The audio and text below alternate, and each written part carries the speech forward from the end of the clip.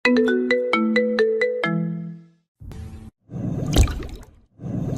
যে বন্ধুরা শুনছো, নতুন নতুন রোমান্টিক ভালোবাসার গল্প পেতে ও শুনতে চাইলে আমাদের আমিনুল লাভ স্টোরি চ্যানেলটি সাবস্ক্রাইব করে বেল বাটনটি অন করে দিও। লাইক কমেন্ট করতে মোটেও ভুলবে না কিন্তু। ধন্যবাদ সবাইকে।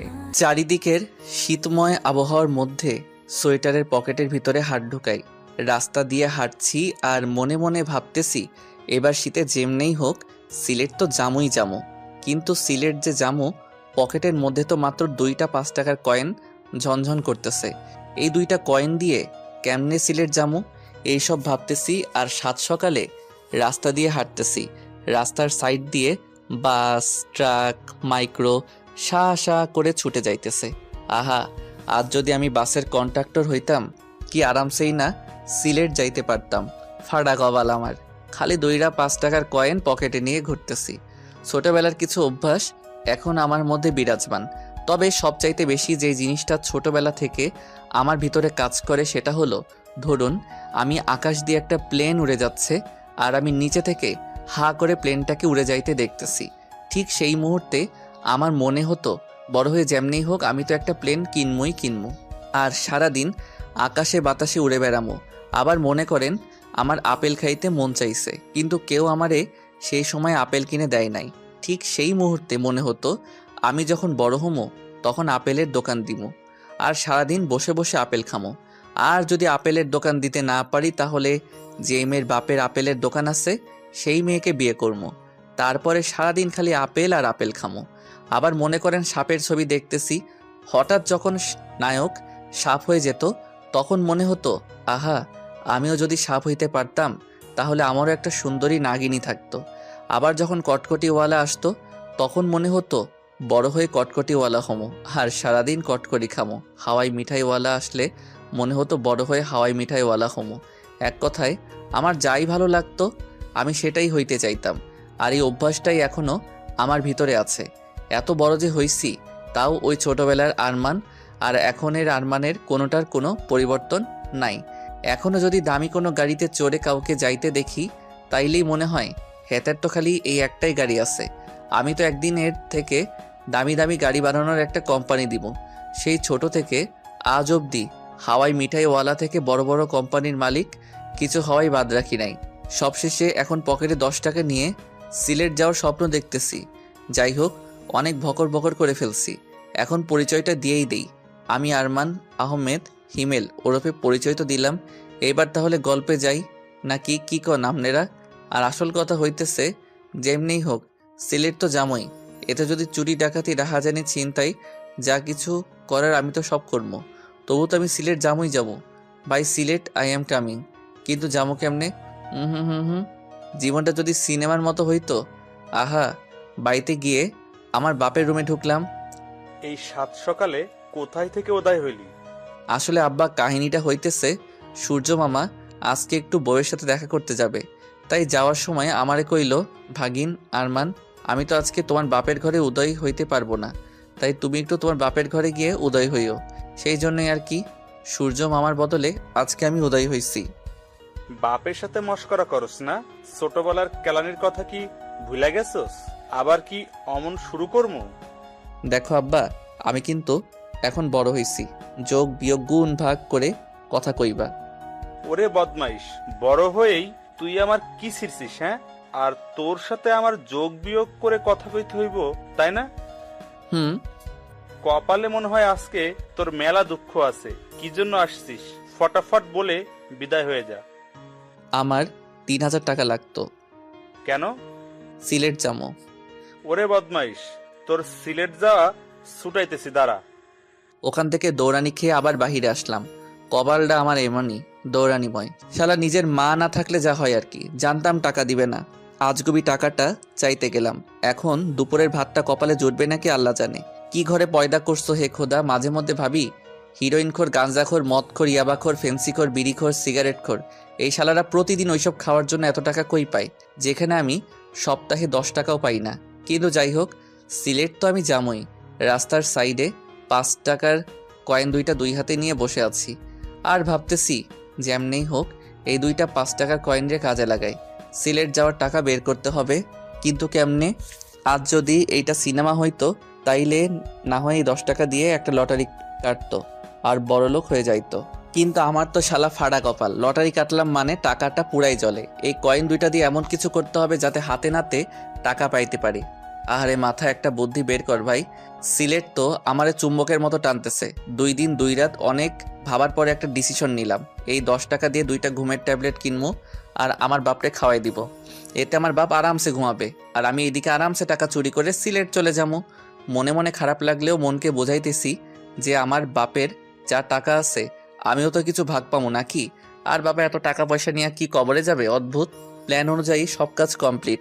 আলমারি চাবি খুলে দেখি, ও হু হু হু, এত টাকা! বাপ হইলে কি হইব, তিনি একটা হার গিফটে এত টাকা রাইখাও প্রতি সপ্তাহে আমার হাত খরচের জন্য মাত্র 10 টাকা করে দেয়। আর যদি না চাই তাহলে আর দেয় না। কি খারাপ! যাই হোক, আল্লাহ যা করে ভালোর জন্যই করে। তাই তো আজকে সুদ সমেত সব একেবারে পাইতেছি। চোর হলেও আমার একটা ধর্ম আছে। আলমারি থেকে 50,000 টাকা নিয়ে আর বাদ বাকি টাকাগুলো যেমনি ছিল অমনি রেখে আবার আলমারিতে তালা দিলাম। আর চাবিটা আমার বাপের পকেটে ঢুকাই দিয়ে আমি তো পগার পার। ডাক্তারের কথা অনুযায়ী 10 ঘন্টার আগে ঘুম ভাঙবে না। এবার আমার সিলেট যাওয়া থেকে কে আটকায়? মার্কেটে এসে ঝাক্কাস একটা ব্যাগ কিনলাম, তারপরে প্যান্ট, শার্ট, গেঞ্জি, জুতো, ঘড়ি, পারফিউম সব কিনে ব্যাগের মধ্যে নিলাম। এরপর একটা হোটেলে গিয়ে গোসল টোসল করে আমি তো এবার রেডি। সিলেট তো আমি যামই। এই প্রথম এসি বাসের টিকিট কাটতে গেলাম। সিট তো পাইছি, তাও আবার একদম পিছনে। ফাটা কপাল হইলে যা হয়। আচ্ছা, সিট যেখানে হয় হোক, বাস তো এসি। বাসে উঠে সিটে গিয়ে বসলাম। আহা কি নরম সিট! হিহিহি। সিটে বসে মনে হলো পকেট ভর্তি টাকা থাকতে পেটটা খালি রেখে সিলেট জামু, এটা হয় নাকি? বাস থেকে নেমে যা যা খাইতে ভালো লাগে সব কিনে আবার বাসে উঠলাম। জামু আর খামু। একটু পরেই বাস ছেড়ে দিল। কিছু দূর যাওয়ার পরে মনে মনে ভাবতেছি, পিছনে বসে একদিক দিয়ে মনে হয় ভালোই হয়েছে। একদম পিছনে দেখে এই সিটের টিকিট হয়তো কেউ কাটেই নাই। এখন তো আমি 2টা সিটে শুয়ে শুয়ে পুরা রাস্তা জামু আর খামু। হি হি হি। 2টা সিট মিলে শুইলাম। পায়ের উপর পা তুলে রাজাদের মতো আঙ্গুর খাইতেছি। আঙ্গুর খাওয়া শেষ, এবার কমলা খামু। কমলা খাওয়া শেষ করে জুস খাইতেছি। এমন আরামে আর রাজার মতো করে যে সিলেট যাবো কোনোদিন ভাবি নাই। হুম হুম হুম। কয়েক ঘন্টা পরে হঠাৎ বাস রাস্তার মধ্যে থেমে গেল। ওহ রে, আমি যাতেই উঠি ওহাতেই কি ঝামেলা হয়, ধুর ভাল লাগে না। আচ্ছা যা হয় হোক, আগে আমার পেটটা ভরাইতে হইব। পেটটা যদি নাই ভরাইতে পারি তাহলে পকেট ভর্তি টাকা থাইকা লাভ কি? শুয়ে শুয়ে পায়ের উপরে পা তুলে চুষতেছি, মানে জুসের পাইপ। একটু পরে, এই যে হ্যালো, এটা আপনার বেডরুম না যে পায়ের উপর পা দিয়ে জুস খাবেন। মাথাটা ঘুরিয়ে দেখি চশমা পরা একটা মেয়ে। দেখতে আমার মতো এতটা কিউট না, তবে ভালোই। দেখে তো আমার মতো এতটা কিউট না, তাই একটু ভাব নেওয়ার চেষ্টা করছি। ওইদিকে একটু চেপে যান, এটা আমার সিট। হুম। এই কমলার খোসাগুলো কি আপনি ফেলছেন? না তো, আমি শুয়ে থাকতে একটা জিন আসছিল, সেই হয়তো ফেলছে। ও আচ্ছা, তাহলে এখন সেই জিনকে আবার ডাকেন আর বলেন যে এই খোসাগুলো যাতে তার দিকে নেয়। জিন তো এখন আসবে না। ঠিক আছে, তাহলে আমি কন্ট্রাক্টরকে ডাকতেছি, কেমন? না না থাক, আমি জিনকেই ডাকতেছি। হুম। একটু চোখ বন্ধ করেন। কেন? জিন আসতে লজ্জা পাইতেছে। আচ্ছা ঠিক আছে। নেহাত বাসের মধ্যে আসি, তাই চুপচাপ খোসাগুলো নিজের দিকে নিলাম। তা না হলে যে খেলাটাই না দেখাইতাম, মজা বোঝাইতাম। কতক্ষণ জানালার দিকে তাকাই থাকতে থাকতে ঘাটটা লেগে গেছে, তাই একটু মেয়েটার দিকে তাকালাম। কিউট না হলেও মেয়েটার মুখটা কেমন মায়াবী, এমনি একটু তাকিয়ে থাকতে ইচ্ছে হবে। আর চশমাটাও মনে হয় শুধু মেয়েটার জন্যই বানানো হয়েছে, অন্য কেউ পড়লে হয়তো এত ভালো লাগতো না। আর মেয়েটাকে দেখে অনেক পরিপাটি মনে হচ্ছে। আর এইদিকে আমি তো জন্মের অগোছালো। যাই হোক, একটু দুষ্টুমি না করলে কেমন লাগে, তাই ভাবতেছি চুপচাপ আর কতক্ষণ দুষ্টুমিটা শুরু করেই দেই। হি হি হা হা হা। ঘোড়ার পাছায় ফট করে একটা বাড়ি দিলে যেমন উড়াধুরা ছুটতে থাকে, আমি যেই বাসটায় বসে আছি এইটাও ঠিক ঘোড়ার মতোই উড়াধুরা ছুটতেছে সিলেটের দিকে। আর আমার পাশের সিটে চশমা পরা মেয়েটা চুপচাপ বসে আছে। আর অন্যদিকে আমি আমার সিটে বসে ফুসফুস করতেছি, কারণ পাশে একটা মেয়ে বসে আছে। তাও কোনো দুষ্টুমি করতে পারতেছি না তাই। আর দুষ্টুমিটা শুরু করমই বা কি দিয়ে, কোনো আগা মাথাই তো পাইতেছি না। রাত্রে যখন রুমে শুয়ে থাকি, শয়তান হারামজাদা রাত 2টার সময় পাছায় কামড় মেরে বলে, যা অমুকের বাড়ির সামনে গিয়ে চিল্লানি দে, ওর বাসার টিনে ঢিল মার। রফিকার জানালায় গিয়ে ঠক ঠক করে দৌড় মার। আর এখন পাশেই একটা মেয়ে বসে আছে, তবু কেন ফাজলামো বুদ্ধি মাথায় আসতেছে না? ওরে ভাই মাথা, একটা ফাজলামো বুদ্ধি বের কর ভাই, মেয়েটারে একটু জ্বালাই, তা না হলে আমি তো উসখুস করতে করতে মরে যাবো। হঠাৎ এই যে শুনছেন? বলেন। আচ্ছা, এই চশমাটা কি আপনি মায়ের পেট থেকে আসার সময় নিয়েই আসছিলেন? কেন? না মানে চশমাটা কেমন জানি আপনার সাথে একদম খাপে খাপ। আপনার চোখ দুইটা হইতেছে বোতলের মুখ, আর চশমাটা হইতেছে বোতলের খাপ। হি হি হি। হায় হায়, কিছুই তো কইল না। এই যে চশমা, হুম আপনার কাছে পানি আছে? ও চশমা, হুম আপনার বোতল। থ্যাঙ্কস। কি মেরে ভাই, কোনো রাগ তো নাই, সাথে কোনো বিরক্তও নাই। আমারই তো রাগ লাগতেছে। না, এবার অন্য কিছু ট্রাই করতে হবে রাগানোর জন্য।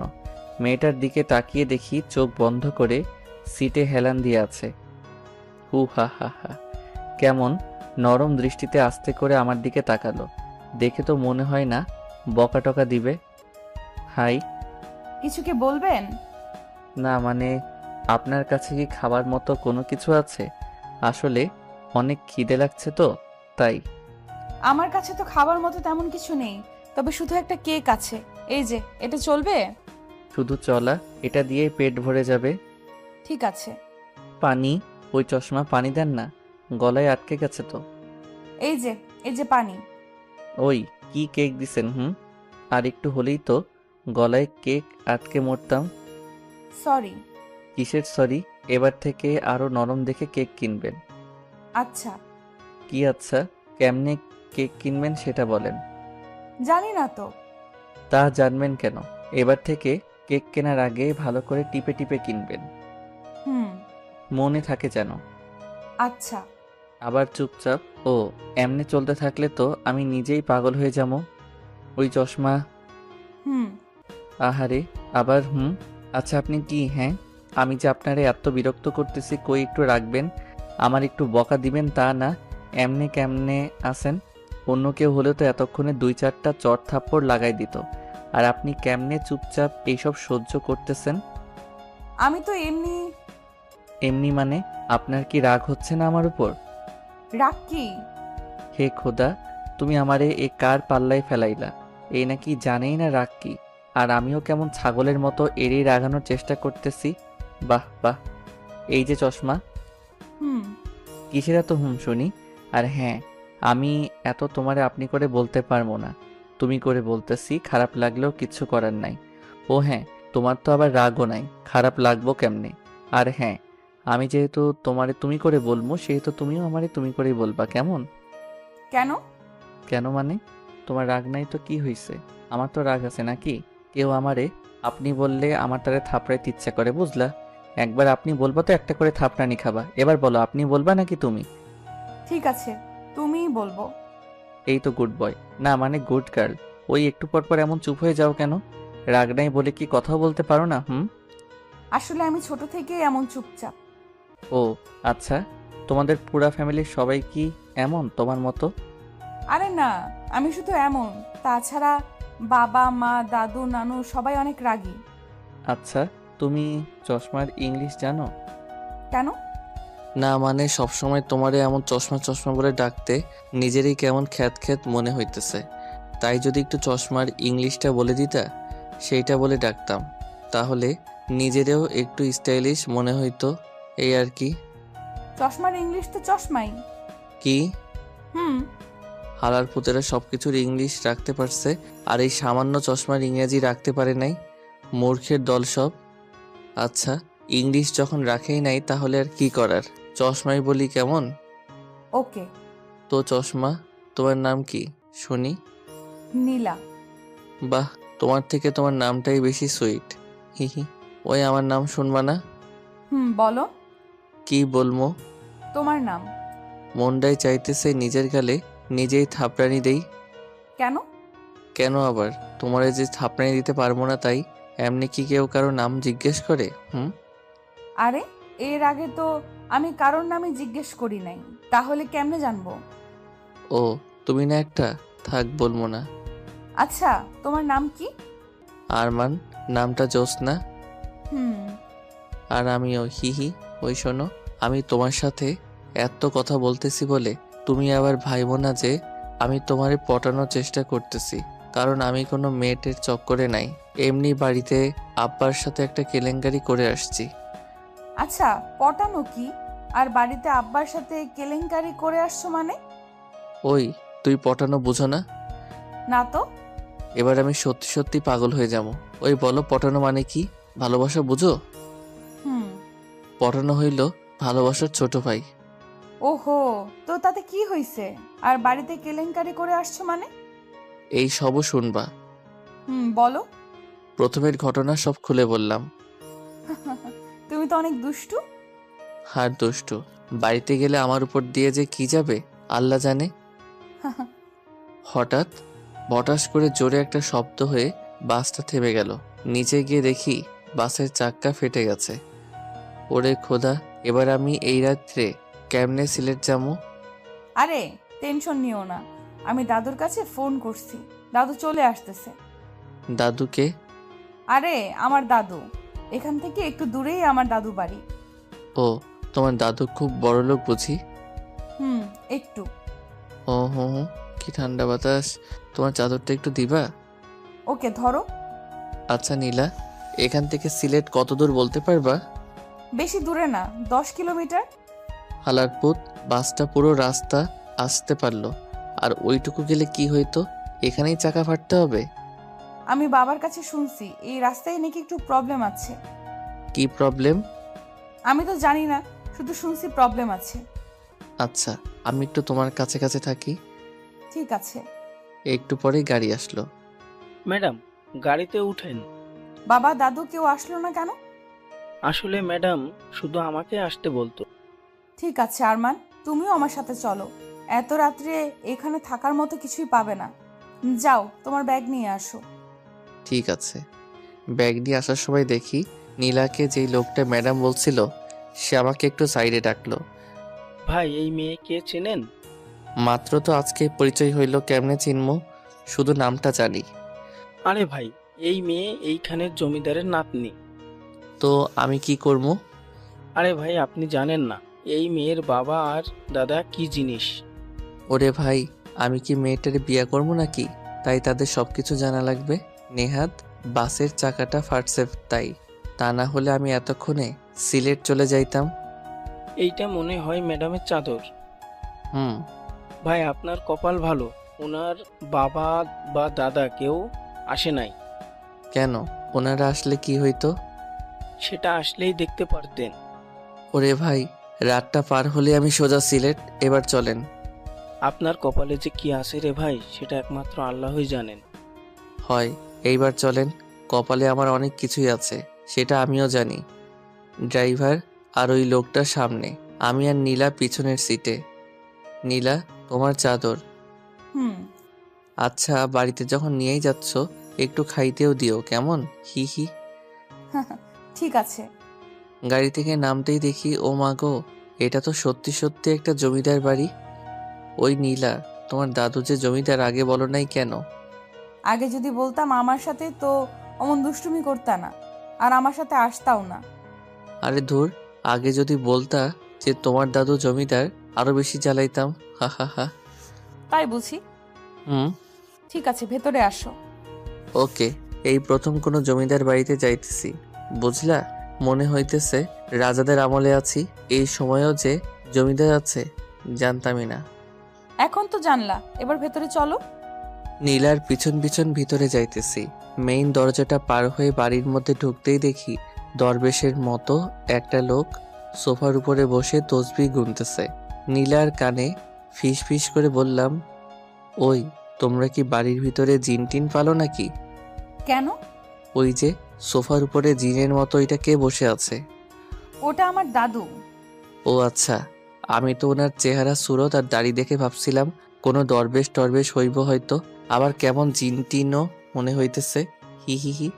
চুপ। আমার সাথে যত যত ইচ্ছে দুষ্টুমি করো, কিন্তু বাবা আর দাদুর সাথে এমন কোনো দুষ্টুমি করবা না। কেন? ওনারা দুইজন অনেক রাগী। সত্যি? হুম। যাক, দুষ্টুমি করার জন্য শেষমেশ দুইটা লোক মিলল। হি হি হি। এবার তুমি আমার পিছন পিছন আসো, আমি একটু আগে গিয়ে জিন দরবেশ দাদুর সাথে কথাবার্তা সেরে ফেলি। আরমান, না। কে শুনে কার কথা? দরবেশ দাদু, আসসালামু আলাইকুম ওয়া রাহমাতুল্লাহি ওয়া বারাকাতুহু। ওয়ালাইকুম আসসালাম ওয়া রাহমাতুল্লাহি ওয়া বারাকাতুহু। দরবেশ দাদু, আমার নাম আরমান। ঠিক আছে, এখানে কিভাবে আসছো? সে তো এক ইতিহাসের মতো কাহিনী। শর্ট করে বলতাম নাকি পুরো ইতিহাসটাই শুনবেন? শর্ট করে বলো। জি, প্রথমে আব্বার আলমারি থেকে টাকা চুরি করছি। এরপরে সিলেট আসার জন্য সিলেটের বাসে উঠছি। বাসে উঠে নীলা নামের একটা মেয়ের সাথে পরিচয় হওয়ার পর থেকে তার সাথে গল্প করতে করতেই আসতেছিলাম। হঠাৎ বুম। বুম মানে? বুম মানে বাসার চাকা ফেটে গেছে। তো বাসের চাকা মাঝ রাস্তায় ফাটার কারণে আপনি নাতনি আমার এখানে গাড়ি করে নিয়ে আসছে। গাড়ি থেকে নামার পরে থেকে আপনার এখান অবধি পায়ে হেঁটেই আসছি। বাহ, একটা মেয়ে আসতে বললা চলে আসলে। এই যে হ্যালো দরবেশ দাদু, আমি না আপনার নাতনির কথা এখানে আসি নাই। ওর মুখে যখন শুনছি ওর দাদু এখানকার জমিদার, জীবনে তো খালি রাজা জমিদারদের কথা গল্পেই পড়ে গেছি, তাই ভাবছিলাম সুযোগ যখন আসছেই এবার না হয় একটু সামনে থেকে দেখে আসি। কিন্তু আমি কি দেখছি, জমিদার নামটার সাথে তো আপনার কোনো মিলই নাই। আসার সময় মনে মনে ভাবছিলাম জমিদার দেখতে হয়তো কোনো বীরের মতো হবে, কিন্তু আপনারে দেখে তো মনে হইতেছে। কি মনে হইতেছে? না থাক, বলবো না, উদয় আবার খালি খালি রেগে যাবেন। রেগে যাব না, বলো কেমন লাগতেছে? কেমন আবার, কোনো জিন আর দরবেশরে একসাথে মিশাইলে যেমন লাগে তেমন লাগতেছে। রাগী একটা লোক নিয়ে আমার দিকে তাকালো, অনেক কিছু বলতে চেয়েও বলল না। নীলা, এইদিকে আয়। জি দাদু। আরে জি দাদু না বলে জিন দাদু বলো, হি হি। আরমান চুপ। দাদু ওর কথায় কিছু মনে করো না, ও একটু বেশি কথা বলে। আচ্ছা, তোর মা কেমন আছে? ভালো আছে দাদু। আব্বু কোথায় গেছে? একটা কাজের জন্য একটু বাইরে গেছে, কালকে ফিরবে। তুই ওকে নিয়ে উপরে যা। ঠিক আছে দাদু। আরমান ওপরে আসো। ওই আর 1 মিনিট দাঁড়াও। আবার কি? আচ্ছা দাদু, তোমারে কি আমি জিন দাদু দরবেশ দাদু নাকি খালি দাদু বলে ডাকবো? নীলা, ওকে উপরে নিয়ে যা। আরমান ওপরে চলো। কিন্তু উনি তো কোনোটাই বলল না, তাহলে কি আমি 3টা বলেই ডাকবো? নীলা, ওকে ওপরে নিয়ে যা বলছি। আমি চাই না বাড়ির কোনো মেহমানের সাথে খারাপ কিছু হোক। আরমান প্লিজ ওপরে চলো। আচ্ছা ঠিক আছে চলো। কি আর করার, আমার পছন্দ মতোই কোনো একটা বলে ডাকমনি। উপরে যাওয়ার পরে আরমান তুমি কি পাগল? হ্যাঁ, দাদু আর বাবা অনেক ডেঞ্জারাস। তো কি হয়েছে, চুল দাড়ি আর কাপড় চোপড় দেখে তো জিনেদের দরবেশ মনে হচ্ছিল, হি হি। আরমান চুপ। আমি যে কেন তোমার আনতে গেলাম। ও মা, তোমার কি কোনো প্রবলেম হচ্ছে নাকি? আচ্ছা আমি তাহলে গেলাম, বাই, টাটা। আরে দূর, আমি সেটা বলি নাই। প্রবলেম আমার হবে কেন? প্রবলেম তো হবে তোমার। তুমি যদি এমন করতে থাকো না, সত্যি সত্যি খারাপ কিছু একটাই হয়ে যাবে। কেন? কেন আবার? বাবা আর দাদু অনেক ডেঞ্জারাস তাই। ও এবার ওই রুমে গিয়ে ফ্রেশ হয়ে বসে থাকো, আমি খাবার নিয়ে আসতেছি। ঠিক আছে। বাহ, রুমটা তো সেই, মনে হচ্ছে আমার আসার কথা শুনে কেউ আগে থেকেই রুমটা গুছিয়ে রাখছে। আর হাজার হলেও জমিদার বাড়ি বলে কথা, সবকিছু তো সেই হবেই। ফ্রেশ হয়ে খাটের উপরে চিৎপটাং হয়ে শুয়ে ফোন টিপতেছি, এমন সময় দরজায় ঠক ঠক। দরজার কাছে গেলাম। কে? আরমান, আমি নীলা। দাঁড়াও, খুলতেছি। এই যে ধরো তোমার খাবার। দাও, অনেক খিদে লাগছে। আচ্ছা তুমি খেয়ে নিও, আমি গেলাম। ঠিক আছে। খাবারগুলো দেখে তো সেই লাগতেছে, কিন্তু সেই লেগে তো কোনো লাভ নাই যতক্ষণে না পেটের ভিতরে ঢুকতেছে। আহা, খাইতে যা লাগলো না, পুরাই জমিদারি খাবার। আজকের মতো খাওয়া দাওয়া সব শেষ, এবার একটু ঘুমাই নেই। রাতটা কাটলেই কালকে সকালে উঠেই সিলেটের দিকে দৌড় দিব। 20 মিনিট যাবৎ শুয়ে আছি কিন্তু ঘুম আসার কোনো নামই নাই। আর এই দিকে হারামজাদা শয়তান মনের ভিতরে ঢুকে খালি খালি ভয়ঙ্কর চিন্তা ভাবনা নিয়ে আসতেছে। কেমনটা লাগে তাই, একটু যে ঘুমাবো ভয়ের চিন্তা ভাবনা মনের ভিতরে ঢুকে ঘুমটাও আর আসতেছে না। খালি মনে হইতেছে আরমান এমন পুরাতন জমিদার বাড়িতেই তো ভূত থাকে, আর এখন যদি এই রুমের মধ্যে কিছু ঘটে আমি তো ডিরেক্ট মরে যাবো। আমার স্বপ্নের সিলেট যাওয়া তাইলে হইছে, এত ভয়ে ভয়ে আর চিন্তার মধ্যে থাকলে আমি এমনি ঠাস করে মরে যাবো।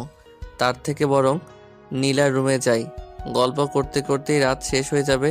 ঠক ঠক ঠক। কে? ওই দরজা খোলো, আমি আরমান। কি হলো আবার? ভিতরে চলো আগে। আচ্ছা, কি হয়েছে বলো। আমি তোমার রুমে তোমার সাথে থাকবো। কি? কেন? এমন কি করার কিছুই নাই। আমি তোমার টাচও করব না, কারণ আমারও এখনো বিয়ে হয় নাই। আর আমারে দেখে কি খারাপ মনে হয় বলো? ও, আমি কি সেটা একবারও বলেছি নাকি? তাহলে তোমার সাথেই থাকি। কিন্তু কেন? ওই রুমে আমার একলা থাকতে ভয় লাগতেছে তাই। ওই চুপ করে আছো কেন, কিছু তো বলো। আচ্ছা, আমার সাথেই থাকো। হি হি, ওকে। রুমের এদিক ওদিক একটু ভালো করে তাকাইতেই তো আমি ওই আরমান, হা করে আছো কেন? না মানে দেখছি। কি দেখছো? তোমার রুম। কেন? এমনি। আর একেই বলে জমিদারের মেয়ের রুম। দূর।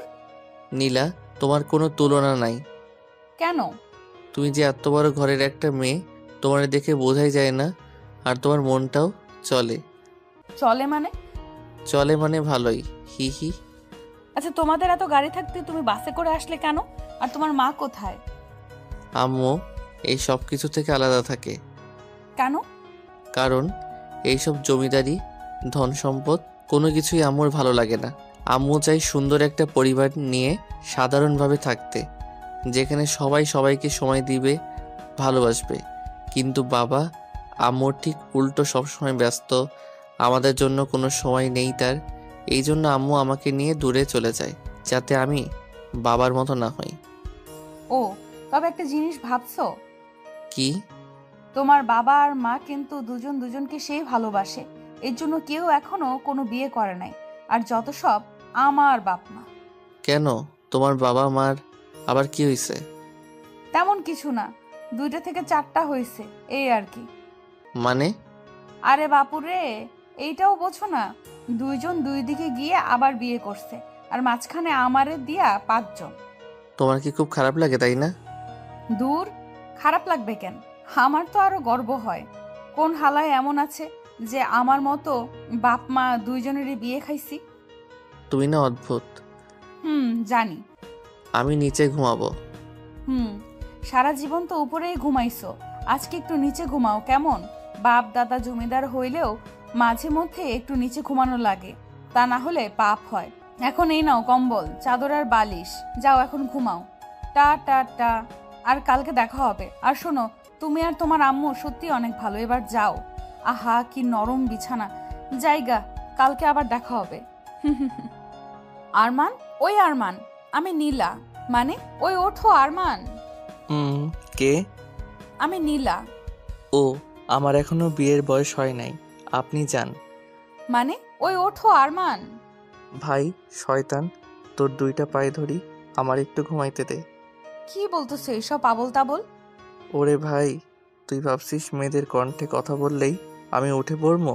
কিন্তু আমি উঠবো না, কারণ এখনো যে আমি বিয়ে করি নাই সেই হুঁশ আমার আছে। এবার ভাই, তুই এখান থেকে যা, আর আমারে ঘুমাইতে দে, তা না হলে খুব খারাপ কিছু হয়ে যাবে। ঠিক আছে, ঘুমাও, একটু পরে মজা দেখাইতেছি। ঠিক আছে, দেখা মজা। সিলেট গিয়ে মজা নিতে চাইছিলাম, সেটা তো আর আমার খাটাস বাপের জন্য হইল না। এবার তুই দেখা মজা। বাট ভাই, স্বপ্নের মধ্যে একটু সিলেটটারে আয়না দিস প্লিজ। এমন সময় মনে হলো চোখে মুখে ঠান্ডা জাতীয় কি জানি পড়লো। লাফ দিয়ে উঠে চোখ বন্ধ করেই চিল্লাইতেছি, ওরে মা গো, মরে গেলাম গো, অ্যাসিড মারছে আমার মুখে। এবার আমার কি হইব? আমার তো আর বিয়ে হইব না। আমি কার কি ক্ষতি করছি তাই আমার সাথে এমন করলো? কি ঠান্ডা লাগতেছে, মনে হয় পুড়ে যাইতেছে। ওই চুপ করো। তুমি তো চুপ করতেই বলবা। পুড়ে তো আর তোমার যাচ্ছে না, পুড়ে যাচ্ছে আমার। ও মা গো, ঠান্ডায় ঠান্ডায় পুড়ে যাচ্ছে। কে করলো এই আকাম? আরমান, একটা থাপড়ানি দিমু তোমারে। এত ড্রামাবাজ কেন তুমি? আমি তোমার মুখে ঠান্ডা পানি দিছি, বুঝলা? একটুর জন্য বাড়ি একদম মাথায় তুলছে। ওই, তোমার না রাগ নাই? তুমি এমন রাখতেছো কেন? তোমার সাথে থাকলে রাগ না থাকলেও চলে আসবে, বুঝলা? এবার ওঠো। আরে শোনো, কি? একটু আগে আমারে কি বলছিলা বলো তো? আরে একটু আগে তো ঘুমাইছিলাম, কেমনে বলবো? তার মানে তুমি যা যা বলছো সব ঘুমের মধ্যে? হুম, হবে হয়তো। ঠিক আছে, এবার যাও, তোমার রুমে গিয়ে ফ্রেশ হয়ে নিচে খাবার আছে, টেবিলে আসো। ওকে। রুমে গেলাম, ফ্রেশ হলাম, নিচে খাবার টেবিলে বসে আছি। টেবিল ভর্তি খাবার, কিন্তু আমি ছাড়া আর কোনো প্রাণী আশেপাশে নাই।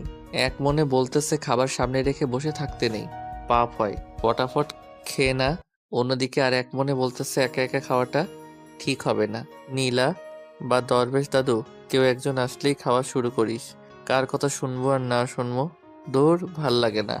এই দিক ওই দিক ভাবতে ভাবতে কখন যে একটা আপেল হাতে নিয়ে খেতে শুরু করছি নিজেও বুঝি না। এমন সময় হঠাৎ কই থেকে একটা লোক আসলো। দেখতে মাশাআল্লাহ ভালোই, আমার বাপের বয়সী হবে। আস্তে আস্তে আমার কাছে আসলো। এই ছেলে, কে তুমি? খাবার টেবিলে বসে আছো কেন? এই যে কাকা, হ্যালো। চক্ষু দুইটা কি আসমানে রেখে জমিয়ে নামছেন? আর আমারে দেখে কি আপনার পাগল মনে হয়? হ্যাঁ, এই ছেলে, কি বলে এইসব? আমি আবার কি কইছি? দেখতে তো পাইতেছি চেয়ারে বসে আছি। হুদাই কেন বলতেছেন খাবার টেবিলে বসে আছি? আমারে চেনো? আমি কে? হু হা হা হা, আমারে চেনেন? আমি কে? তুমি কে শুনি? আপনি কে শুনি? এটা আমার বাড়ি, বুঝলে? আর এটা আমার শ্বশুর বাড়ি, বুঝলেন? হোয়াট? হোয়াট মানে হইতেছে কি? এটা যদি আপনার বাড়ি হইতে পারে তাহলে আমার শ্বশুর বাড়ি হইতে পারবো না কেন শুনি? অনেক বেয়াদবি করে ফেলেছো, এবার তো তোমাকে শিক্ষা দেওয়া দরকার। ও মা, তাই? কোন স্কুলের মাস্টার আপনি বলেন তো? রফিক, এই রফিক, বন্দুকটা নিয়ে আয় তো। ও হো হো, ভয়ে তো আমি হিসি করে দিতেছি। কি? আমার বাপ আমারে টাকা না দিক জীবনেও আমার গায়ে হাত তুলে নাই, আর তুই আমারে থাপড়ানি দিছস? আজকে তো তোরে। এর মধ্যেই রফিক নামের লোকটা বন্দুক নিয়ে হাজির। এবার তো আমার অবস্থা সেই লেভেলের খারাপ, ভয়ে তো আমি শেষ। নীলা, কই তুমি? একটা লোক এসে আমারে বন্দুক দিয়ে গুলি করতেছে। আমার চিল্লানি শুনে উপর থেকে নীলা দৌড়ে নিচে আসলো। বাবা বাবা বাবা, দাঁড়াও। কে এই ছেলে? ওর নাম আরমান। কালকে বাসে আমরা দুইজন একসাথেই আসছি। ও খুব ভালো ছেলে, শুধু একটু শয়তান টাইপের। সেটা তো এসেই বুঝেছি, কালকে বাবার সাথেও নাকি খুব শয়তানি করেছে, আর বাবাকে নাকি দরবেশ, জিন এইসব বলেছে। সরি বাবা। তুই সরি বলতিস কেন? ওর মুখে কথা নাই? এদিক ওদিক একটু দেখে ধরপড় করে নীলার বাবা পায়ে পড়ে গেলাম। কাকু, না মানে সরি আঙ্কেল, আমারে মাফ করে দেন প্লিজ। আমি যদি জানতাম আপনারাই এইখানের জমিদার, তাইলে আমি জীবনেও আপনাদের মুখের উপরে কোনো কথা কইতাম না। সত্যি বলতেছি, আর বিশ্বাস করেন কালকে আপনার বাবা যেমনে সোফার উপরে বসে আছিল, যে কেউ ওনারে দেখে জিন বা দরবেশ মনে করতো। এখানে আমার কোনো দোষ কই বলেন? আর আপনি আমার কাছে এসে বলতেছেন এই ছেলে খাবার টেবিলে বসে আছো কেন? আপনি বুকে হাত দিয়ে বলেন কেউ খাবার টেবিলে বসে একটা পাগলও বসে না। আপনার বলার দরকার ছিল যে এই ছেলে খাবার টেবিলে চেয়ারে বসে আছো কেন? হায় হায়, কি এসব কইলাম? ও আঙ্কেল, না মানে জমিদার বাবু, মাফ করে দেন না প্লিজ। এমন সময় কে জানি লাঠি দিয়ে পাশে একটা বাড়ি দিল। ওই কোন শালারে? আবার আরেকটা বাড়ি। শালারে, তোরে তো আজকে। মাথাটা তুলতেই দেখি দরবেশ দাদু। খাইছে আমারে, যদিও একটু মাফ করতো, এবার তো আর সেটাও করবে না। নীলার বাবার পা ছেড়ে এবার দরবেশ দাদুর পা ধরলাম। দরবেশ দাদুকো, না মানে জমিদার দাদুগো, আমি না আপনারে একটু দেখি নাই, মাফ করে দেন না। আমার যদি পাশায় চোখ থাকতো তাহলে বিশ্বাস করেন আমি জীবনেও আপনারে শালা কইতাম না। মাফ করে দেন দাদু, অনেক কষ্টে আব্বার টাকা চুরি করে সিলেট যাইতেছি, এখন যদি মাইরা ফেলেন আমি তো মরেও শান্তি পাবো না। মাফ করে দেন না। ঠিক আছে ঠিক আছে, মাফ করছি। যাক বাঁচলাম। উঠেই তোর। এই ছেলে, কই যাও? আঙ্কেল, আমি আর এখানে এক মিনিটও নাই, অনেক কষ্টে মাপ সাপ নিছি, এবার আমি সোজা সিলেট। ঠিক আছে, কিন্তু খেয়ে তো যাও। না আঙ্কেল, আমার আর ফাঁসায়ের না, খাবার বসে আবার মুখে ফসকে কারে কি বলবো আল্লাহ জানে। তার চাইতে বরং আমি যাই। আর এক পা এগোলে গুলি করে দেবে কিন্তু। আচ্ছা বলেন কি করবো? খেতে আসো। খাইতে তো যাবো, কিন্তু পেটের ভিতর আবার না বন্দুকের গুলি ঢুকবো। কি বললে? না না আঙ্কেল, কিছু না। ঠিক আছে, আসো। ও আর মান, দাঁড়ায় আছো কেন? বসো। হুম। চুপচাপ বসে আছো কেন? খাও। এমন চাপের মধ্যে কি আর পেটে খাবার ঢুকে? এই যে আরমান, তোমার না চুপচাপ মানাইতেছে না। আচ্ছা, যা ইচ্ছা বলতে পারো। না না, কি বলতে বলবো, পরে আবার গুলি করবেন। আরে না, গুলি করবো কেন? তোমার যা ইচ্ছা বলতে পারো। দরবেশ দাদু আবার কিছু বলবে না তো? আমি বাদে সবাই হা হা করে উঠল। আরমান, তুই আসলেই অনেক খবিস। জি দাদু। এই প্রথম কেউ আমাদের সাথে এমন ফাজলামো করার সাহস করেছে। হুম। মনে না মানে, আঙ্কেল সরি, দেখছেন আমি বলছিলাম আমার মুখ ভালো না, কখন কি বলি। আরে বেটা, কিছু মনে করি নাই। তোর তো অনেক সাহস আছে, মানতেই হবে। এই প্রথম জমিদার বাড়িতে এসে কেউ আমাদের হাসালো, অন্য সবাই তো ভয়ে মরে। আমার আবার সাহস? আমার মতো অসাহসী অকর্মা এই দুনিয়ায় আর এক পিস নাই। এই যে আবার চোরের মতো কোথায় যাও? আঙ্কেল, খাওয়া তো শেষ, এবার আমি যাই। চুপ বসো। হুম। তোমারা কখনো ফাজিলের মতো লাগে, আবার কখনো ভোলা ভালা। আচ্ছা আঙ্কেল, আমি যাই। যেতেই হবে? হুম। আচ্ছা যাও, তবে ঘুরে ফিরে সন্ধ্যায় আবার আসবা। ঠিক আছে, একবার যাইতে পারলে ভুলেও আর এইদিকে চামো না। এই আরমান শোনো, বলেন। গাড়ি নিয়ে যাও। না না আঙ্কেল, এমনি ঠিক আছে। ওকে যাও। কারেন্টের মতো উপরে গিয়ে ব্যাগ নিয়ে চলে আসলাম, নিচে এসে আবার এক ঝামেলা। বাবা আমিও আরমানের সাথে যাই। ঠিক আছে। এই না না, তুমি আবার যাবা কেন? আরমান তুমি চুপ করো, বাবা যাবো। আচ্ছা, ভালো করে যাস, আর গাড়ি নিয়ে যা। থ্যাংক ইউ বাবা। আরমান চলো। হুম। সিলেক্ট করে আমার হয়েছে কি ভাবছিলাম আর কি হইতেছে। গাড়ির কাছে গিয়ে গাড়ির দিকে তাকাই, চারিদিকে ঘুরতেছি। ওই আরমান, গাড়িতে ওঠো। এমন চারদিকে ঘুরতেছো কেন? এই গাড়িতে করেই কি আমরা সিলেট যাব? হুম। দূর, ভাল লাগে না। আবার কি হলো? মনে মনে ভাবছিলাম সিলেট যাওয়ার সময় চারদিকটা দেখমু আর যামু। এখন যদি এই গাড়ির ভিতরে হান দেয়, মনে তো হবে ঘরের মধ্যেই আছি। এই গাড়িতে করে যাওয়া আর না যাওয়া সমান সমান। তাহলে এখন কি করবা, যাবা না? এত দূর আসছি আর যাবো না, এইটা কোনো কথা? তবে যদি ওই গাড়িটার মতো খোলামেলা গাড়ি হইতো, তাহলে যা মজা হইতো না। ওই তোমার বাবাকে একটু কও না, যাতে ওই গাড়িটা দেয়। আমি বলতে পারবো না, তুমি গিয়ে বলো বাবাকে। আর ওই গাড়িতে কাউকে চড়তেই দেয় না, আর ঘুরতে যাওয়ার জন্য তো দিবেই না। তাও একটু বলি, দিলে দিল, না দিলে আর কি করার, এটা নিয়েই যেতে হবে। যাও বলো। আমি তো বলবো, তোমার তো আর সাহস নাই বলার। ধীরে ধীরে আঙ্কেলের কাছে গিয়ে দাঁড়াই আছি। আরমান, কিছু বলবা? জি আঙ্কেল। ও, টাকা লাগবে? না না আঙ্কেল, টাকা লাগবে না, আমার কাছে মেরে দেওয়া মেলা টাকা আছে। তাহলে কি বলবা বলো। আসলে মানে আঙ্কেল, ওই গাড়িটা না দিয়ে যদি আপনার ওই গাড়িটা দিতেন তাহলে একটু ভালো হইতো। কেন? ওই গাড়িটাও তো অনেক ভালো। হুম, সেটা তো জানি, তবে আমি যদি একাই যাইতাম তাহলে বাসের ছাদে চড়ে চারদিকটা কি সুন্দর দেখতে দেখতে যাইতাম।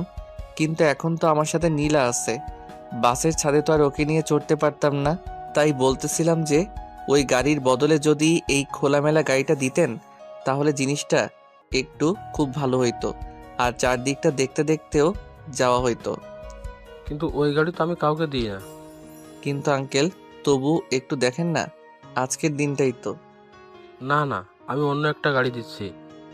আঙ্কেল, আবার কি? আপনার গাড়িটা না সেই মনে ধরছে, ওইটাই দেন না প্লিজ। আরে, আমি এটার মতো অন্য একটা গাড়ি দিতেছি তো, নাকি? ঠিক আছে, কিন্তু আঙ্কেল, আপনার গাড়িটায় চড়ে যদি যাই জিনিসটা আরো ভালো হইতো। Please uncle. না না, এটা হবে না। আঙ্কেল, মুখে আপনি যতই না না করেন না কেন, মনে মনে কিন্তু হ্যাঁ হ্যাঁ করতেছেন আমি জানি। দেন না প্লিজ, আপনার মেয়ে আর আমিই তো যাবো। ও আচ্ছা, ছেলে তো তুমিও। এই গাড়ি আমি ছাড়া অন্য কাউকে চালাতে দিই না। ও, অন্য কাউকে চালাতে দিবেন কেন? গাড়ি তো চালামো আমি। তুমি গাড়ি চালাতে পারো? সে আর বলতে, জন্মের পর থেকেই তো গাড়ি চালাচ্ছি। ঠিক আছে, তোমার ড্রাইভিং লাইসেন্স আছে? না মানে খালি ওইটাই নাই, তবে আমি সেই গাড়ি চালাতে পারি সত্যি। পুলিশ ধরলে কি বলবা? আপনার নাম বলবো, আর এই জন্যই তো আপনার গাড়িটা নিয়ে যাইতেছি, যাতে সবাই চিনতে পারে। আর দেন না গাড়িটা। ঠিক আছে, না দেয়া অবধি তো আবার গানের গানের বন্ধ করবা না, তবে খুব সাবধানে যাবা। আচ্ছা, আর আঙ্কেল আরেকটা কথা। আবার কি কথা? হি হি, ওই নীলা গাড়ি পেয়ে গেছি, ফটাফট এটাতে চলে আসো। নীলার দিকে তাকিয়ে দেখি কেমন অবাক হয়ে আমার দিকে তাকায় আছে। ওই আমার এমন হাঁ করে না দেখে গাড়িতে ওঠো। হুম। আরমান, ভালো করে যেও। ঠিক আছে আঙ্কেল। আর হ্যাঁ, নীলাকে যেন ড্রাইভ করতে দিও না, ও চালাতে পারে। কিন্তু বেশি ভালো না। আচ্ছা, আর আঙ্কেল আমিও নীলার মতোই চালাই, হি হি হি বলে ওখান থেকে পগার পার। আহা, কেবল একটু শান্তি শান্তি লাগতেছে। আরমান, হুম? তুমি বাবার কাছ থেকে কেমনে গাড়িটা নিলে? কেমনে আবার? তোমার বাবার কাছে গেলাম, গিয়ে বললাম আঙ্কেল আপনার গাড়িটাই লাগবে। প্রথমে না না করলো, তবে আমি তো না নিয়ে আসার পাত্র না, একটু ঘ্যানর ঘ্যানর করলাম। এত ঘ্যানর ঘ্যানর করা দেখে বললো ঠিক আছে যাও নিয়ে যাও। কিন্তু বাবা তো এই গাড়িটা কাউকে দেয় না। কাউকেই দেয় না বলে কি আমারও দিব না? অদ্ভুত। আর দেখতে হবে না কে চাইছে, না দিয়ে যাবো কই? দরকার হলে মারামারি করে নিয়ে আসতাম। হয়েছে, আর এত চাপাবাজি করতে হবে না। আচ্ছা, তোমার বাবা এই গাড়িটাই কাউকে চড়তে দেয় না কেন? আসলে বাবা আর মা দুইজনকে ভালোবেসেই বিয়ে করেছিল। বাবা মাকে নিয়ে ঘোরার জন্য এই গাড়িটা কিনেছিল, কিন্তু মা যখন আমাকে নিয়ে নানুর বাসায় চলে যায়, তারপর থেকে নাকি বাবা এই গাড়িটা কাউকে ছুতেও দেয় না। আমি কিছুদিন পর বাবার কাছে আসি, কিন্তু কখনো এই গাড়িতে কাউকে হাত দিতে দেখিনি। আচ্ছা, তোমার মা বাবার মধ্যে কি ডিভোর্স হয়েছে? আরে ধুর, ডিভোর্স হবে কেন? শুধু একজন আরেকজন থেকে দূরে থাকে, এই আর কি। দুজনেরই সমান সমান রাগ। তবে আমার মনে কি তোমার বাবা তোমার মাকে সেই ভালোবাসে আর এখনো অনেক মিস করে, তাই তো গাড়িটাকে স্মৃতি হিসেবে রেখে দিচ্ছে। হুম।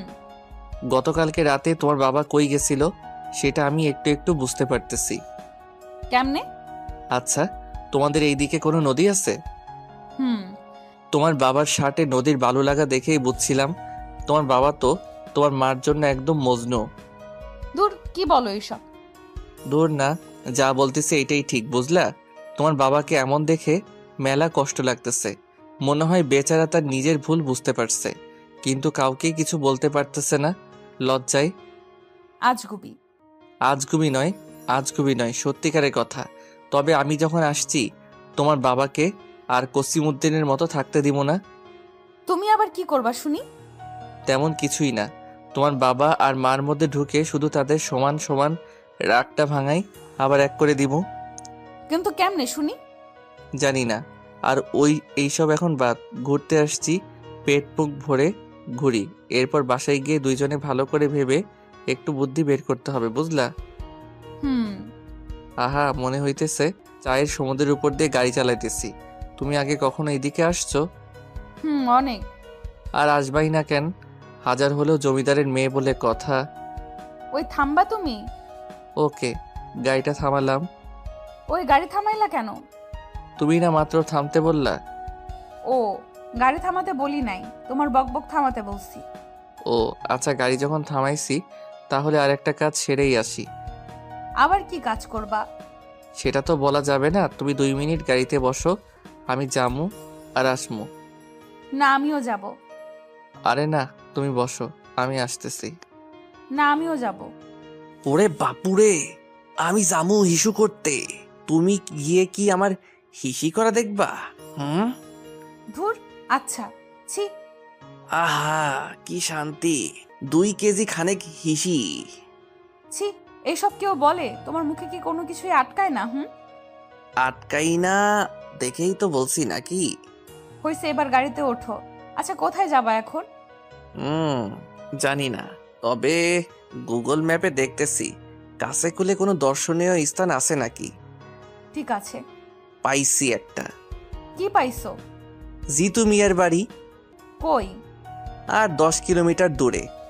ও, আজকে ওখানেই যাই, চলো। ওকে। ওই তো জিতু মিয়ার বাড়ির কাছে চলে আসছি, এবার নামো। এখানেই নামবো? ও হ্যাঁ, তুমি তো আবার জমিদারের নাতনি, এখানে নামবা কেন? চলো, গাড়ি সহ বাড়ির ভিতরে নিয়ে যাই।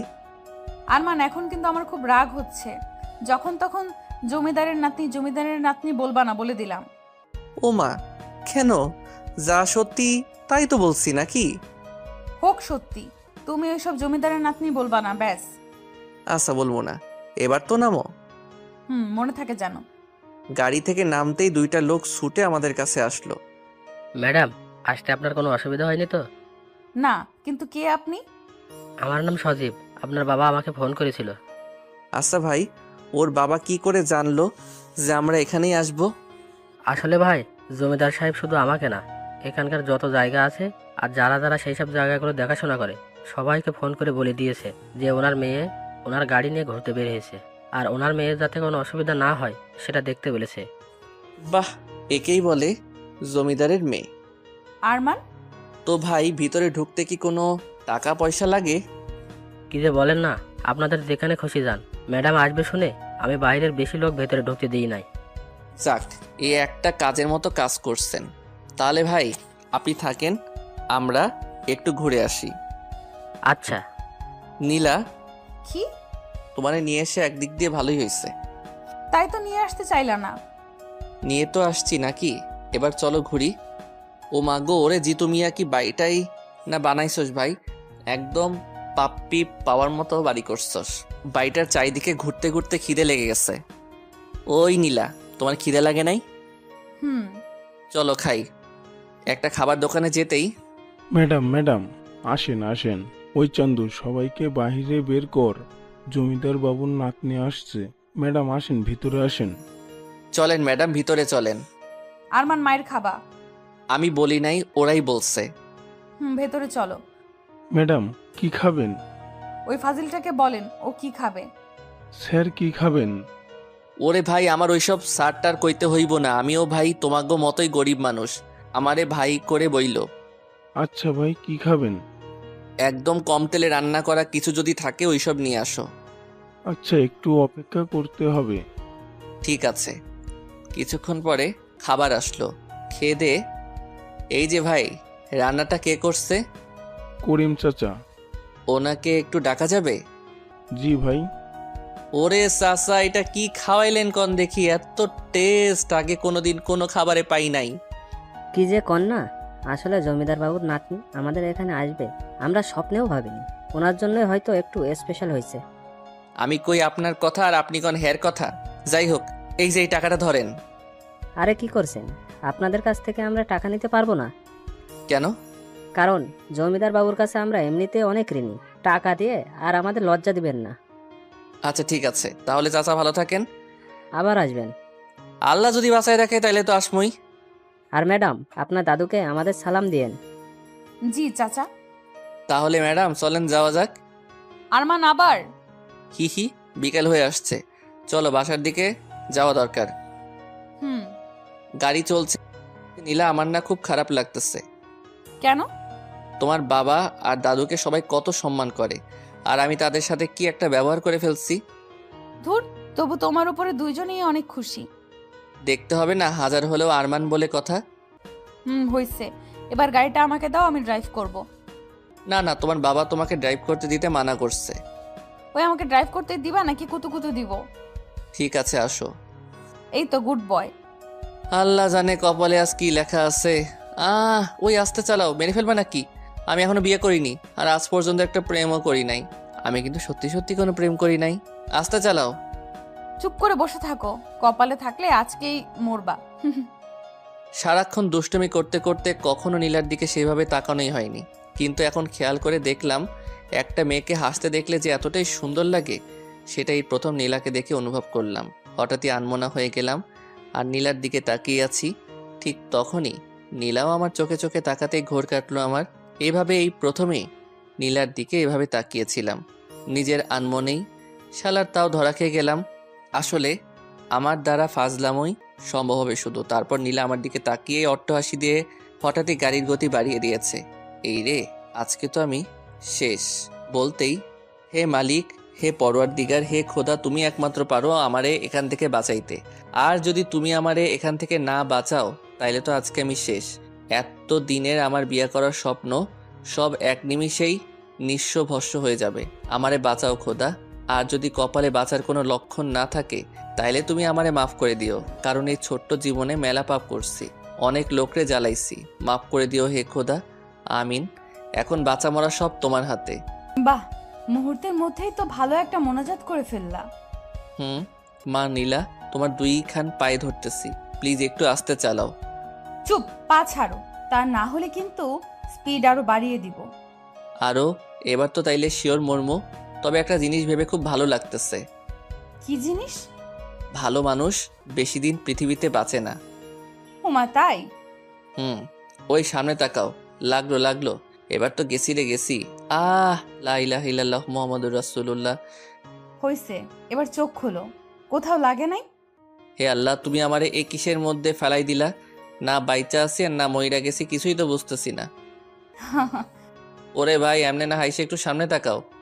ওই আরমান, আমারে না ডাইকা সামনে তাকাও। জীবনে বহুত পাপ করছি, মরার আগে অন্তত একটু আল্লাহকে ডাইকা মরি। চুপ, সামনে দেখো। সামনে আবার কি? সামনে পুলিশ। যাক বাঁচলাম। হে আল্লাহ, তুমি আমার ডাক শুনছো। এই প্রথম পুলিশের দেখে এত ভালো লাগতেছে, আর জীবনটা মনে হয় মাত্র দেহে ফিরে আসলো। তাই না? দেখো এবার কি মজাটাই না দেখাই। ওরে ভাই, এতক্ষণ যা মজা দেখাইলা এতেই তো আমি শেষ, আবার কি মজা দেখাইবা? তুমি শুধু চুপচাপ বসে থাকো। না না না, স্পিড 80 থেকে একেবারে 120। মরণ তো এবার আমার নিশ্চিত। চোখ দুইটা বন্ধ করে আল্লাহকে ডাকতেছি, কারণ এইটা করা ছাড়া আমার আর কোনো উপায় নাই। ভয়ে ভয়ে কতক্ষণ যে চোখ বন্ধ করেছিলাম নিজেও জানি না। এমন সময় হঠাৎ গাড়িটা ধপ করে বন্ধ হয়ে গেল। গাড়ি বন্ধ হওয়া মাত্রই ফট করে গাড়ি থেকে নেমে পড়লাম। যাক, বাইচা আছি তাইলে। হে আল্লাহ, তোমার কাছে আমি অনেক ঋণী। আজকে থেকে নামাজ শুরু করবো। ও কি বাঁচাটাই না বাঁচছি। ওই আরমান, গাড়ির তেল শেষ। সত্যি? হুম। ওরে ভাই, গাড়ি বুকে আয় ভাই, বুকে আয়। তোর তেল যদি এতক্ষণে শেষ না হতো তাইলে আমি এতক্ষণে উপরে চলে যাইতাম। ওই চুপ থাকো তো, এখন কি করে বাসায় যাব সেটা বলো। আগে একটু দুনিয়াটা ভালো করে দেখে নেই, তারপরে ভাবতেছি কি বাঁচাটাই না বাঁচছি আজকে। ওহ, ওই আরমান, সন্ধ্যা হয়ে আসছে, বাসায় যাব কেমনে? আমি কি জানি যেমনে আসলা কপাল ভালো তাই তেল ফুরাইছে। কপাল খারাপ হইলে চাকা চারটাই খুলে যেত। ঠিক আছে, এখন কি করবা সেটা বলো। কিছুই করবো না রে ভাই, বাইসা যে আছে এটাই অনেক কিছু। দূর, ভাল লাগে না। ওই যে দেখো, পুলিশ মামারাও চলে আসছে। দেখতেছি। গাড়ি থেকে একটা পুলিশ নেমে আসলো। আপনার নাম নীলা? জি। আমি এইখানের ওসি। আপনার বাবা আমাকে সকালেই ফোন করে বলেছিল আপনাদের গাড়িটার উপর নজর রাখতে, কোনো কিছু অস্বাভাবিক দেখলেই পিছু নিতে। সকালে তো সব কিছু ঠিকঠাক ছিল, কিন্তু এখন এত স্পিডে কে গাড়ি চালাচ্ছিল? এই যে ও। ওরে খোদা, কি মিথ্যাবাদী! বিশ্বাস করেন পুলিশ ভাই, আমি আমার এতদিনের লাইফেও কোনোদিন এত জোরে গাড়ি চালাই নাই। চুপ, একটাও মিথ্যা কথা না। তোমাকে দেখেই তো কেমন বাটপার বাটপার মনে হচ্ছে। আরে আপনার কে হয়? ফ্রেন্ড। আপনার ফ্রেন্ড বলে কিছু বললাম না। যদি আপনার কিছু হয়ে যেত তাহলে কি হতো? ওরে ভাই, ওর আর কি হবে, যা হওয়ার তো আমার হইতো। চুপ থাকতে বলছি না তোমাদের? গাড়ির কি হয়েছে? তেল শেষ। আচ্ছা, তোমরা আমার গাড়ি করে যাও, আমি গাড়িটা জমিদার বাড়িতে পাঠানোর ব্যবস্থা করছি। ঠিক আছে। ওই ফট করে যে ঠিক আছে বললা, তোমার বাবা যদি দেখে গাড়িটাতে অন্য কেউ চড়ে জমিদার বাড়িতে ঢুকতেছে, তখন আমার কি হইব ভাবছো একবার? তোমাদের এত কিছু ভাবতে হবে না। আমি জানি ইরফান সাহেব তার গাড়িকে কাউকে চড়তে দেয় না। আমি সেই ব্যবস্থাই করে পাঠাবো। এবার তোমরা আমার গাড়িতে চড়ে যাও। আচ্ছা ঠিক আছে।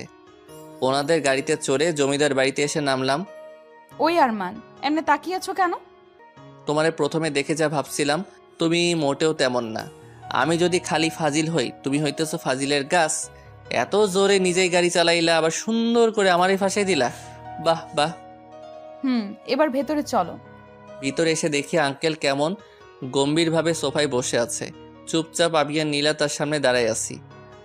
আঙ্কেল বিশ্বাস করেন, আসার সময় গাড়ি আমি চালাই নাই। আরমান, আমি সেটা জানি। সরি আঙ্কেল, আমার জন্যই আজকে গাড়িটাতে হয়তো অন্য কেউ চড়ে আসবে। আরমান, গাড়িতে অন্য কেউ চড়ে আসাটা বড় কথা না। আজকে যদি তোমাদের কিছু একটা হয়ে যেত, তখন আমি কি করতাম? আমার কিছু হইলে তো কোনো চিন্তাই নাই। আমার বাপ আমার জ্বালা যন্ত্রণা থেকে বাইসা যাইতো। আরমান, আমি ফাজলামি করছি না। আমিও ফাইজলামি করছি না আঙ্কেল। নীলা, এদিকে আয়। জি বাবা। আজকে যদি তোর কিছু একটা হইতো, তাহলে আমি তোর মাকে কি বলতাম বল? এমনি তার আমার উপর এতটা রাগ যে আজও সে এই বাড়িতে আসে না। এখন যদি আজকে তোর কিছু হইতো, তখন আমি কি করতাম? কেমনে বোঝাতাম তোর মাকে? সে তো সব দোষ আমাকেই দিত। ঠিক বলছেন আঙ্কেল, আমি আপনার কষ্টটা বুঝতেছি। তখন তো আর আমিও থাকতাম না যে আপনাকে নির্দোষ সাবিত করতাম। Arman, sorry uncle. এবার উপরে যা। আজকের পর আর কোনোদিন গাড়ি পাবি না। সরি বাবা। আর সরি বলে কি হবে, যা টেনশন দেওয়ার তো দিছো। আরমান, তুমি উপরে যাও। See uncle. রুমে গিয়ে ফ্রেশ হয়ে বসে আছি, এমন সময় নীলার আগমন। আরমান, ভেতরে আসবো? লজ্জা দিতেছো তাই না? পুরো জমিদার মহল তো তোমাদের, এখানে আবার অনুমতি নেওয়ার কি আছে? এমন করে বলার জন্য কখন জানি দেখবা তোমার মাথায় ইট দিয়ে ফাটাই দিছি। কার মতো যে হইছো আল্লাহ জানে। প্রথমে দেখে নম্রভদ্র মনে করছিলাম, কিন্তু না, এখন তো দেখতেছি সব উল্টা।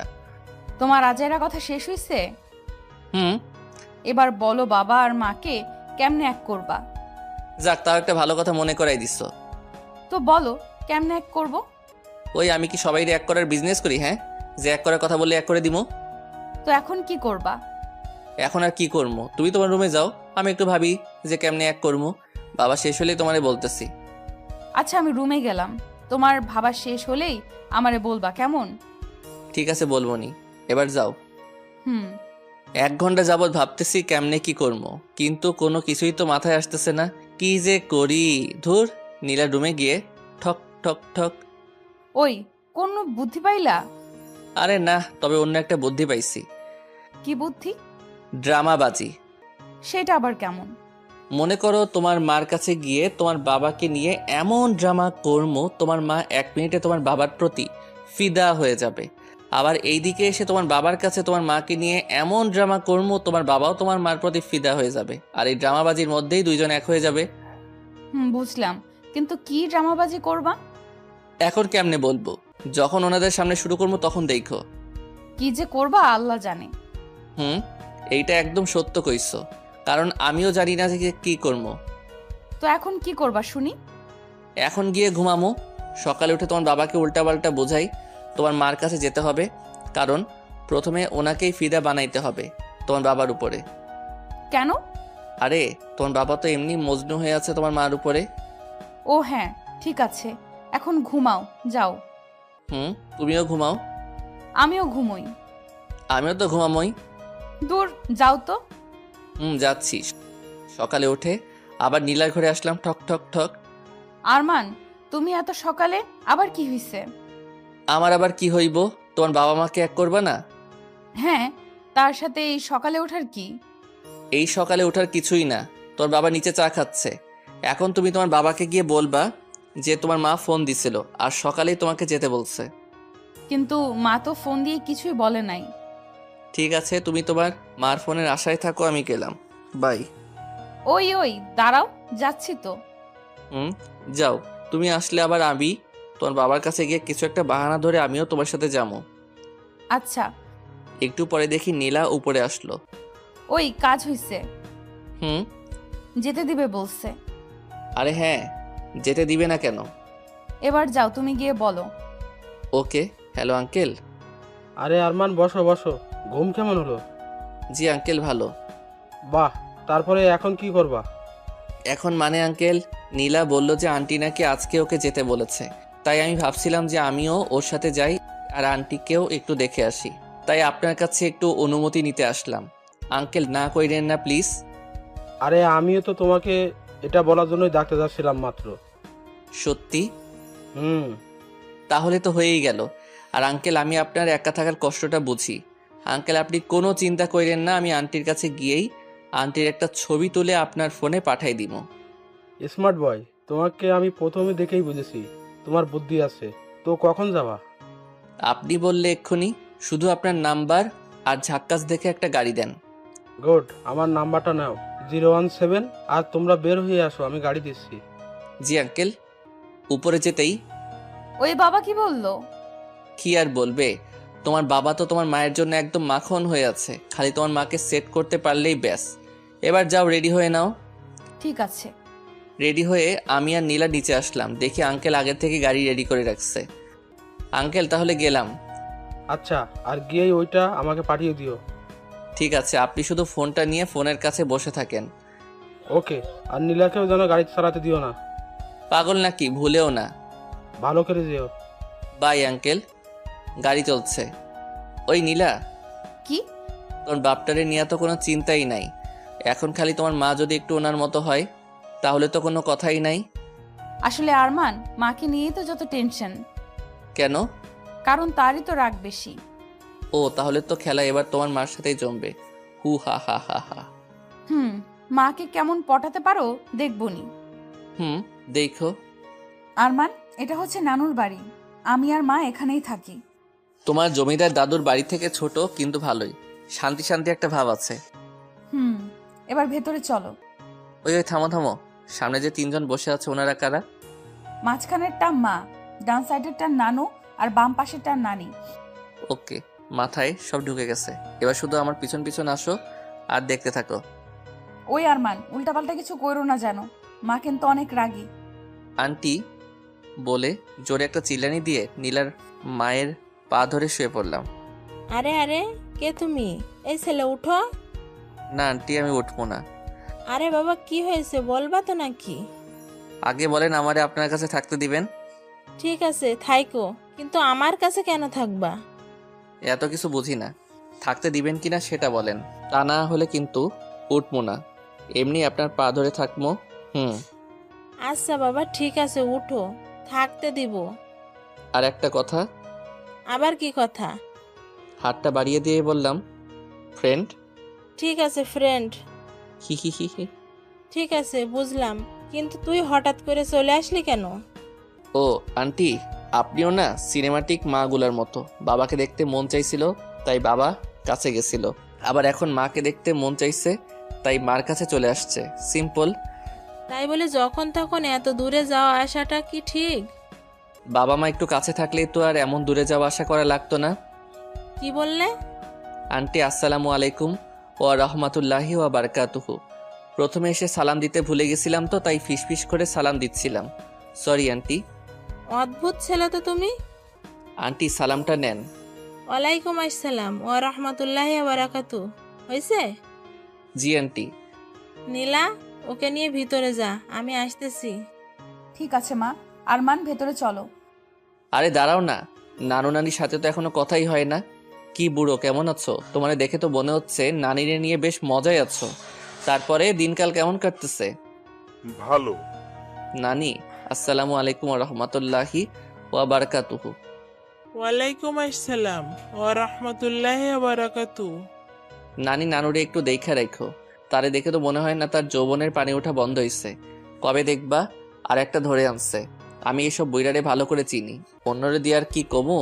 আমার নিজের নানুই একটা জাত হারামি আসছিল, এমন বয়সে আর একটা ধরে আনছিল, সেই কি কাণ্ড। তাই একটু তোমারে সাবধান করে দিলাম। চলো নীলা। আর নানু আসসালামু আলাইকুম ওয়া রাহমাতুল্লাহি ওয়া বারাকাতুহু। আরমান, তোমার মুখে কি কিছুই আটকায় না? হ্যাঁ, আর তোমার কি কোনো লজ্জা শরম কিছুই নাই? লজ্জা শরম নাই জন্যই তো এখানে আসছি নাকি? আর আমি যা যা বলছি সব আমার নিজের এক্সপিরিয়েন্স থেকেই বলছি, বুঝলা? আমার নানুও তোমার নানুর মতোই আসছিল, আর ফট করে একদিন আর একটা বিয়ে করে নিয়ে আসছিল। এইসব বইরারে আমি ভালো করে চিনি। এবার ভিতরে চলো, আর খাবার কিছু থাকলে নিয়ে আসো, যাও, অনেক খিদে লাগছে। ঠিক আছে। রুমে বসে খাচ্ছিলাম, এমন সময় দেখে আন্টি সাইড দিয়ে যাচ্ছে। Aunty aunty aunty. বলো। ও সবসময় এমন করে থাকেন কেন? একটু হাসলে কি হয়? এই ছেলে, তুমি আমাকে কতদিন ধরে চিনো? হ্যাঁ, তাই বলতে তো সব সময় এমন করে থাকি। আচ্ছা ঠিক আছে, এখন তো আমরা ফ্রেন্ড তাই না? আপনার সাথে একটা সেলফি তুলি please aunty, please please. Okay. He he he. Aunty একটু হাসেন, মুখটা একটু ডান দিকে বাঁকান। ওই, তুমি তুলবা নাকি আমি চলে যাব? ও থামেন না একটু, হইছে। এই তো একদম পারফেক্ট। আঙ্কেল রে ফোন দিলাম। Hello uncle. কে? আমি আরমান। ও আরমান, হ্যাঁ বলো। আঙ্কেল, আন্টির সাথে আমার ফ্রেন্ডশিপ হয়ে গেছে। বাহ, ভালো, কিন্তু কেমনে? আঙ্কেল আপনি রাগ না করলে কিছু কথা বলতাম। ঠিক আছে বলো। আসলে কথাগুলো কিন্তু রাগ করার মতোই, রাগ করবেন না তো? আরে না, বলো। আচ্ছা, মনে করেন আমরা দুইজন এখন থেকে ফ্রেন্ড। হ্যাঁ বলো। ওই ইরফাইন না হারামি তুই কি, হ্যাঁ এত সুন্দরী একটা বউ রাইখা যৌবনটা হুদাই পার করতেছিস? তোরে তো শালা তুরাগ নদীতে চুবানো দরকার। আমি তোর বউয়ের সাথে একটা সেলফি তুলে তোর ইমোতে পাঠাইছি, বউটার একটু ভালো করে দেখ। আর ভাই, এত সুন্দরী একটা বউ থাকতে যৌবনটা হুদাই পার হতে দিস না। বাই। টুট টুট টুট। জমিদারের পোলারে বকা দিছি, নিজের কেমন বিড়বিড় লাগতেছি, হি হি। যাই হোক, ফটাফট নীলার মা আর বাপরে মিলাইতে পারলেই আমি বাঁচি, তারপরে আরামসে একা একা সিলেট ঘুরবো। আহা কি শান্তি লাগবো তখন। এদিক ওদিক লাফাইতে লাফাইতে একদিন কেটে গেল। রাত্রে ঘুমাতে যাব এমন সময় আঙ্কেলের ফোন। সরি আঙ্কেল, তখন অমনে কথা বলছি বলে আবার রাগ করেন নাই তো? আরে দূর, কি যে বলো না, তোমার ওপরে কি রাগ করা যায়? সেটা অবশ্য ঠিক কইছেন। তবে এই রাত্রে কেন ফোন দিছেন, কাহিনী কি বলেন তো? আরমান, যেমনি হোক তোমার আন্টিকে আমার কাছে এনে দাও প্লিজ। এর বিনিময়ে তুমি আমার কাছে যা চাইবা আমি তোমাকে সেটাই দিব। শোনেন আঙ্কেল, আপনি জমিদার হইতে পারেন, বাট আমি এতটা ছেঁচড়া না যে একটা ফ্যামিলিরে এক করার বিনিময়ে কিছু নিব। আর চিন্তা নিয়েন না, আমি ফিরলে আন্টিকে নিয়েই ফিরবো। এখন ভালো করে ঘুমান, আমি ঘুমামো। বাই। টুট টুট টুট। সকালে ঘুম থেকে উঠে নীলার রুমে গেলাম। ঠক ঠক ঠক। ওই, দরজা খুলো। এই সকালে আবার কি? কালকে রাত্রে তোমার বাবা ফোন দিছিল। তোমার মায়ের ছবি দেখে তো সে একদম হিহি হয়ে গেছে। হয়ে গেছে মানে? তোর বয়স হয় নাই, বুঝবা না বাই। এখন যেমনি হোক তোর মাকে একটু ভরকাতে পারলেই কাজ শেষ। নীলার রুম থেকে বাহিরে বের হয়ে আসতেই সামনে আন্টি। এত সকালে নীলার রুমে কি করছিলে? কিছু না আন্টি, এমনি। সত্যি করে বলো বলছি। সত্যি কিছু না। তোমরা কি দুজন দুজনকে ভালোবাসো? নাউজুবিল্লাহ। আন্টি, আপনি যা ভাবছেন সেটার 100 হাত দূরে। ও আমি নাই। আর আমারে দেখে কি অমন মনে হয় বলেন? তোমারে দেখে তো সব কিছুই মনে হয়। আন্টি, আপনি যদি জোর করেও আমার নীলার সাথে বিয়ে দেন না, আমি প্রথম রাইতেই ভাইগা যাবো। কারণ এই সব ধুর ঝামেলা আমার একদম ভাল লাগে না। ডাহা মিশা কথা। ঠিক আছে, তোমার রুমে যাও। আচ্ছা, যাক বাসলাম। বিকেলে দেখে আন্টি বাড়ির ভিতরের বাগানে একা একাই বসে আছে। হঠাৎ মাথায় একটা বুদ্ধি আসলো। ধীরে ধীরে আন্টির কাছে গিয়ে দাঁড়ালাম। আরমান, কিছু কি বলবা? জি আন্টি। ঠিক আছে, বলো। আচ্ছা আন্টি, এইখানের আশেপাশে কোনো নদী আছে? কেন? আছে নাকি সেইটা বলেন আগে। আছে তো। আন্টি চলেন না একটু নদীর পাড় থেকে ঘুরে আসি। আমি যাব না, তোমার যেতে ইচ্ছে হলে তুমি যাও। আন্টি, আপনি না গেলে আমি কিন্তু এখানে আপনার পা ধরে শুয়ে পড়বো বলে দিলাম। আজব, আমি যাব না বললাম না? চলেন না, একটু গেলে কি হয়? আরমান, বেশি জেদ ভালো না, তুমি একাই যাও। আর না হলে নীলাকে সাথে নিয়ে যাও। ও, তার মানে আপনি যাবেন না? না। ঠিক আছে আন্টি গো, আন্টি চলেন না একটু। আপনি না যাওয়া অবধি পা তো আমি ছাড়বো না, যদি ভূমিকম্প আসে তবুও না। আরমান, পা ছাড়ো বলছি। না, আগে বলেন যাবেন। না। ঠিক আছে, পাও ছাড়বো না তাইলে। ওহ, কথায় কথায় এমন পা জড়াই ধরো কেন? আগে বলেন যাবেন। ঠিক আছে, আগে পা ছাড়ো। না, আগে 3 সত্যি বলেন যে যাবেন। ওহ, ঠিক আছে, 3 সত্যি যাব। হি হি হি, তাহলে চলেন। এখনই? এক্ষুনি। এমন সময় নীলাও এসে হাজির। আমি, আন্টি আর নীলা মিলে নদীর চরে হাঁটছি। মা তোমরা হাঁটো, আমি একটু মাছ ধরা দেখব। আচ্ছা। আহা, কি সুন্দর নদী, কি সুন্দর তার পানি, কি সুন্দর বাতাস। এমন সময় নিজের একটা বউরে নিয়ে হাঁটতে যা লাগবে না। আরমান, তুমি কিন্তু আমার হাতে মায়ের খাবা। আমি কি তোমার গার্লফ্রেন্ড লাগি তাই এইসব বলতেছো? ঠিক আছে, সরি। একদম নাকা নাকা ভাব করবা না। আমি আবার কি করলাম? কিছু না। আন্টি, আপনি যদি রাগ না করেন কয়েকটা কথা বলবো। তোমার সব কথাতেই আমার রাগ লাগে, কি বলবা বলো। রাগ লাগলে আর কি করার, বলতে তো আমাকে হবেই। কারণ আমি তো আর আপনাদের মতো না যে সামান্য একটু রাগের জন্য হুদাই হুদাই 17-18 বছর নষ্ট করবো। কি বলতে চাও তুমি? আচ্ছা আন্টি, ওইখানে একটু বসেন। কেন? বসেন না প্লিজ। ঠিক আছে। আন্টি, আমার বয়স যখন 7 বছর তখন আমার বাবা মার ডিভোর্স হয়ে যায়। তার 1 বছর পরে বাবা আর একটা বিয়ে করে, অন্যদিকে মাও বিয়ে করে। তখন থেকে আমি একা থাকতাম। রাত্রে যখন শুতাম প্রথম প্রথম খুব কষ্ট হতো, আবার রাগও হতো। আস্তে আস্তে নিজেই নিজেকে বোঝালাম এইসব রাগ আর কষ্ট পেয়ে আমার কী লাভ। সবাই যখন ভালোই আছে আমিও তো ভালো থাকলেই হয়। আমি একা একা কষ্ট পাচ্ছি, এটা শুনলে তো আমার মায়েরও কষ্ট হবে। তাহলে অযথা কষ্ট পাবার কি আছে? এরপর থেকে রাগ আর কষ্ট জিনিসটা আমার ভেতর থেকে কেমন উধাও হয়ে গেল। তারপর থেকে শুরু হলো দুষ্টুমি আর ফাইজলামি করা। এইসব নিয়ে আমিও হ্যাপি, সাথে আমার মা বাবা সবাই। কিন্তু আপনি বলেন, প্রথম থেকে যদি আমি হাবলুর মতো রাগ করে থাকতাম, কষ্ট পেতাম, হাই হুতাশ করতাম, আহারে আমার বাবা মা কেউ আমাকে ভালোবাসে না, আমি এই দুনিয়ায় থেকে কি করব? কে আছে আমার? এইসব চিন্তাভাবনা করলে আমারও কষ্ট, আর আমার সাথে সাথে অন্য 10 জনেরও কষ্ট। আসলে একটা কথা কি জানেন আন্টি, আমাদের চারিপাশের সব কিছুই অনেক সোজা, কিন্তু আমরাই বেকুবের মতো সব কিছু কঠিন বানিয়ে ফেলি। আর হাই হুতাশ শুরু করে দেই। ধরেন এই নদীটাই আপনি পার হবেন, আর নদীটা পার হওয়ার জন্য দরকার একটা নৌকা। এখন আপনি নদীর পাড়ে বসে হাই হুতাশ করতেছেন, ওরে বাপুরে আমি কেমনে পার হব রে, আমি তো নৌকা বানাতে পারি না রে, আমার কি হইব রে, কেমনে ওই পারে যাবো রে, এইসব বলে বলে জিনিসটা আরো জটিল বানিয়ে ফেলতেছেন। আপনাকে কে এমন বাপ মা মরার দায় দিছে যে নৌকা বানিয়ে নদীটার ওই পারে যেতে হবে? ফটাফট 4-5টা কলা গাছ একসাথে বেঁধেও তো নদী পার হওয়া যাবে, তাই না? হ্যাঁ, এখানে একটু রিস্ক আছে, তবে অযথা হাই হতাশ করার থেকে অনেক ভালো। আচ্ছা আরমান, তুমি আমাকে কি বোঝাইতে চাইতেছো বলো তো? আন্টি আঙ্কেল আপনাকে অনেক ভালোবাসে। উনি প্রতি রাতে আপনাদের পছন্দের ওই গাড়িটা নিয়ে নদীর পাড়ে গিয়ে শুয়ে শুয়ে কাঁদে। আমি নিজে নিজে ওনার শার্টে নদীর বালু লেগে থাকতে দেখেছি। আন্টি আপনাকে ছাড়া ওই জমিদার বাড়িটা লবণ ছাড়া তরকারির মতো। ওই বাড়ির প্রতিটা ইট আপনাকে অনেক মিস করে আন্টি। আন্টি আমি তো অন্য পর একটা ছেলে। 4-5 দিন আগে নীলার সাথে বসে আসার সময় আমাদের পরিচয়, তারপরে আঙ্কেলের সাথে, এরপরে আপনার সাথে। আপনারা সবাই খুব ভালো আন্টি, আপনি ফিরে চলেন আন্টি, সবাই আপনাকে খুব মিস করে। আমি হয়তো 2 দিন পর চলে যাব, আর কোনো দিন দেখা নাও হতে পারে, কিন্তু আপনারা যদি একে অন্যের থেকে এমন দূরে থাকেন, আর কারো না হোক, নীলার খুব কষ্ট হয় আন্টি। আমার মা আমার কাছে থাকে না, আমি সেই কষ্ট বুঝি আন্টি। ফিরে চলেন আন্টি, প্লিজ আন্টি। বাহ, কত টাকা ঘুষ খেয়ে আমাকে ফিরিয়ে নিতে আসছো শুনি?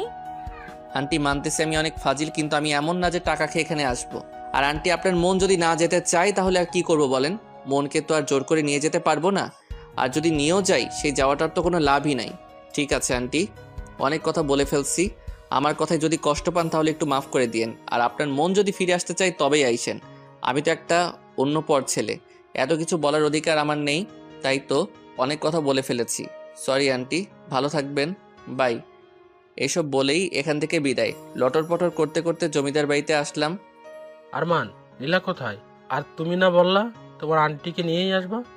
ওরে আঙ্কেল, যা ডোজ দেওয়ার দিচ্ছি, এখন বাকি সব আল্লাহ তাআলার হাতে। মানে?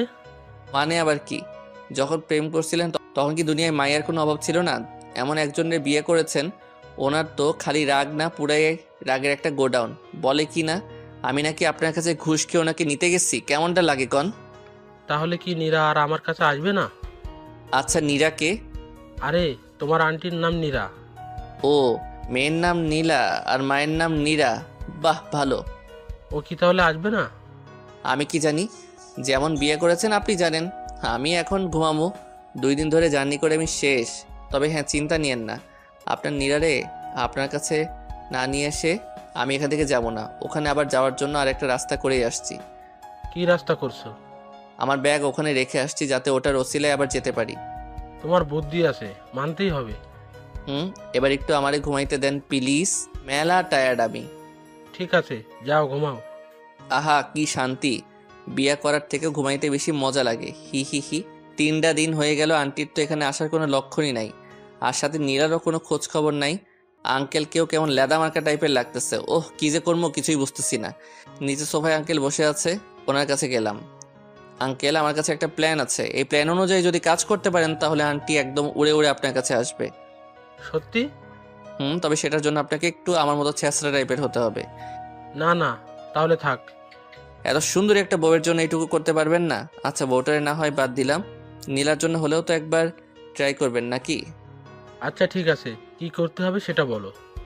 এখন বর্তমানে তেমন কিছু করতে হবে না, শুধু আপনার ড্রেসের গেট আপটা পাল্টাতে হবে। এসব করলে ও ফিরে আসবে তো? শুনেন আঙ্কেল, ফিরে যদি না আসে তাইলে একদম টেনে হিচড়ে নিয়ে আসমো, আর সেটাও যদি না হয় আমার উপরে সব দায়িত্ব ছাইড়া দেন। নতুন একটু আন্টি ধরে নিয়ে আসমো। আল্লাহ দিছে আপনার বাবার কম কিছু নাই, সাথে দেখতেও মাশাআল্লাহ। মাইয়াগো লাইন ধরাই দিমো। আল্লাহ জানে, না জানি কি ঝামেলাটাই না তুমি পাকাও। আঙ্কেল, এত টেনশন নিয়ে কিচ্ছু হবে না, চুপচাপ আমাকে ফলো করেন।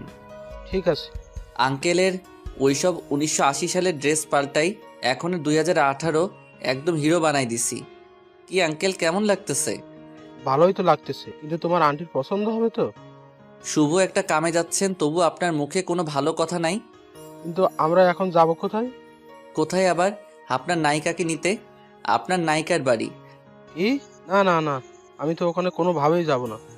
তার মানে আন্টিকে আপনার দরকার নাই? দরকার তো আছেই। তাইলে এমন না করেন কেন? চুপচাপ আমার সাথে সাথে আসেন। আচ্ছা। আঙ্কেলরে নিয়ে নিচে আসলাম। এই যে দাদু, তোমার ছেলের বউরে নিতে যাচ্ছি, একটু দোয়া করে দিও। ওইটারে না আনতে পারলে যাতে অন্য আরেকটা আনতে পারি। হি হি হি। ও মা, এই যে আঙ্কেল, আপনি আবার হা করে দাঁড়ায় আছেন কেন? যান আপনার বাবার কাছ থেকে বিদায় নিয়ে আসেন। যেই বউরে নিতে যাচ্ছেন ওইটা যুদ্ধের থেকে কম কিছু না। যান, বিদায় নিয়ে আসেন। দোয়া করো বাবা, তোমার বৌমা আর নাতনিকে যেন নিয়ে আসতে পারি। ঠিক আছে, ভালো হয়ে যাস। এই যে আঙ্কেল, ওইদিকে আবার কই যাচ্ছে? কেন, ওই গাড়িতে যাবো না? ওই গাড়িতে করে গেলে আপনার বউ জীবনেও আসবো না। উপর থেকে আবার মনে মনে ভাববো তার কথা আপনি মনেই করেন না। মনে যদি করতেন তাহলে তার পছন্দের গাড়িটা নিয়ে যেতেন। এটুকুর জন্য কি এত কিছু ভেবে বসবে? হাজার হলেও আপনার বউ কোনো বিশ্বাস নাই, ভাবতেই পারে। ঠিকই বলেছে। তাহলে চলো ওই গাড়িটা নিয়ে যাই। আমি গাড়ি চালাচ্ছি আর আঙ্কেল পাশে বসে আছে। আরমান, আমার না কেমন কেমন লাগছে। তোমার আন্টিকে আমি ফিরিয়ে আনতে পারবো তো? আঙ্কেল, আপনাকে কয়টা কথা বলি, মাথাটা পরিষ্কার করে কথাগুলো মাথার মধ্যে ঢুকাই নেন। ঠিক আছে, বলো। এখন থেকে মনে করেন আপনি আর আপনি না, আপনি হচ্ছেন আরমান, মানে আমি, যার কোনো শরম লজ্জা ভয় ডর কিচ্ছু নাই। একদম ছেঁচড়া একটা পোলা আপনি, মনে থাকবে? কিন্তু আমি তো অমন না। ঠিক আছে, তাইলে গাড়ি ঘোড়াই। আপনার আর কষ্ট করে যাওয়া লাগবো না, কারণ যেও কোনো লাভ নাই। আমি আমার রাস্তায়, আপনি পারলে অন্য আরেকটা মেয়ে বিয়ে করে নিয়েন, এতে আপনারই মঙ্গল। গাড়ি ঘোরালাম। আরমান, এমন করো কেন? ঠিক আছে, আমি চেষ্টা করব তোমার মতো হয়ে থাকতে। এই তো গুড, এবার চুপচাপ বসে থাকেন আর নিজের একটু ছেঁচড়া ছেঁচড়া ভাবেন। আন্টির বাসার সামনে চলে আসছি, দরজার সামনে দাঁড়াই, ঠক ঠক ঠক।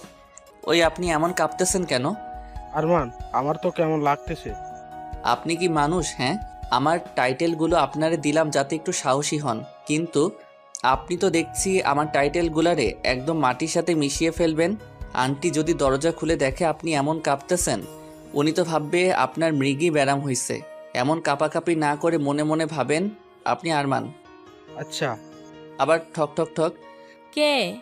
আন্টি আসতেছে। আন্টি একটু স্মার্ট হয়ে দাঁড়ান। হুম। দরজা খুলতেই দুইজন দুইজনের দিকে একটু তাকিয়েছিল। একটু পরে আন্টি আঙ্কেলের দিক থেকে আমার দিকে ঘুরলো। আরমান, আচ্ছা ছেলে তো তুমি, তোমার কোনো লজ্জা শরম নাই? ওই দিন কি সব বলে চলে গেলে, আজকে আবার এখানে আসছো? মানে আসছো আবার বাহিরের লোক নিয়ে আসছো, আর আপনি বুইড়া ভামের মতো একটা লোক এইসব কি করছেন? হ্যাঁ, এই ছেলের রূপ ধরলে কি আপনার হবে? আপনার না কত কাজ, ফ্যামিলিকে টাইম দেওয়ার মতো সময়ও তো আপনার নেই। নীরা, সরি, আমি আর আগের মতো নেই, বিশ্বাস করো। আমিও আর আগের মতো নেই, এবার আসতে পারেন। ও আন্টি, হ্যালো। খালি হাতে যাওয়ার জন্য কি এত দূরে আসছি? মানে কারে নিয়ে যেতে চাও তুমি শুনি? আমি আবার কারে নিয়ে যাব? উপরের ঘরে আমার ব্যাগ আছে, আমি আমার ব্যাগ নিতে আসছি। ও ঠিক আছে। নীলা, নীলা। হ্যাঁ মা। এই ছেঁচড়া ছেলের ব্যাগ নাকি ওপরে আছে, নিয়ে এসে দে তো। আচ্ছা। ব্যাগ পেয়েছো? এবার যাও, বিদায় হও, আর খবরদার এখানে আসবা না। আসছে বাড়ির মালিক, আমরা আসমো, কি করবেন? আরমান, আমাকে রাগাবা না বললাম। আঙ্কেল, আপনি একটু থাকেন, আমি একটু নাস্তা করে আসছি। এই দাঁড়াও, কিসের নাস্তা? বাহিরে গিয়ে নাস্তা কইরো, এবার এখান থেকে বিদায় হও। ওরে আঙ্কেল, কি দেখে বিয়ে করেছিলেন? কি কিপটে, একটু নাস্তাও নাকি দিতে দিবে না? হ্যাঁ, আমি কিপটে। এবার যাও, বের হও। হচ্ছি আঙ্কেল, চলেন তো। একটা বউ নিয়ে পড়ে থাকতে হবে না। আপনারে নতুন একটা বউ আইনা দিব, এমন কিপটে বউ দরকার নাই। এখানে একটু নাস্তা করার স্বাধীনতাও নাই। তোমরা কি বের হবা নাকি আমি পুলিশ ডাকবো? হচ্ছি। বাইরে গিয়ে গাড়ির ছাদের উপরে বসে আছি। আরমান, আমার তো মনে হয় না তোমার আন্টি আমাদের সাথে যাবে। ওরে আঙ্কেল, আপনার মুখে কি কোনো সময় ভালো কথা আসে না? হ্যাঁ, আপনার দোষেই তো আন্টি এমন হইছে। আমার তো মনে হচ্ছে সব দোষ আপনারই। আসলে দোষ সব আমারই। দোষ যখন আপনারই, তখন একটু ধৈর্য ধরতে কি হচ্ছে? আপনার কপাল ভালো যে আমার মতো কাউরে পাইছেন, তা না হলে আপনার আর আন্টির জীবনেও এক হওয়া হইতো না। সামনে দেখি নীলা আসতেছে, কাছে এসেই হাসতে লাগলো। বাবা, তোমাকে একদম জোকারের মতো লাগছে। এই ফাজিলের বুদ্ধি শুনে এমন হয়ে এখানে আসছো, তাই না? ওই শোনো, আজ আমি ফাজিল বলেই তুমি তোমার বাপ মারে একসাথে দেখতে পাইতেছো, বুঝলে? এবার যদি আম্মুর কাছে যাও না, তোমার ঝাড়ু পেটা করবে। সে আমি জানি, তোমার আম্মুকে চেনা আমার হয়ে গেছে। এইসব ছেঁচড়ামি বাদ দিয়ে খাবার আনতেছি, খেয়ে নাও। এইসব রান্না কে করছে? কে আবার করবে? মা করছে। কই দেখি দেখি। এই যে। ও আঙ্কেল, বউয়ের হাতের খাবার দেখে এত উতলা হওয়ার কিছু নাই। পরে দেখবেন খাবারে বিষ মেশানো আছে, আর সেই খাবার খেয়ে আমার দুইজন সোজা উপরে। আরমান, তুমি আসলে একটা আস্ত ফাজিল। খারাপ তো আমি, আর তোমরা সবগুলো অনেক ভাবলো। এত কথা না বলে খাও, আমি গেলাম। যাও। এই যে মজনু সাহেব, আপনি খাবেন নাকি আমি একলাই খামো? আচ্ছা দাও খাই। আর মা, আমি জানতাম খাবারে বিষ আছে। আরে দূর, বিষ থাকবে কেন? তাহলে এমন আরমান বলে উঠলেন কেন? সেই 17 বছর আগের রান্নায় যে টেস্ট ছিল, সেই টেস্টটা আজকেই পাইতেছি। কোনো রকমের কোনো কমতি নেই, সেই একই রকমের গন্ধ।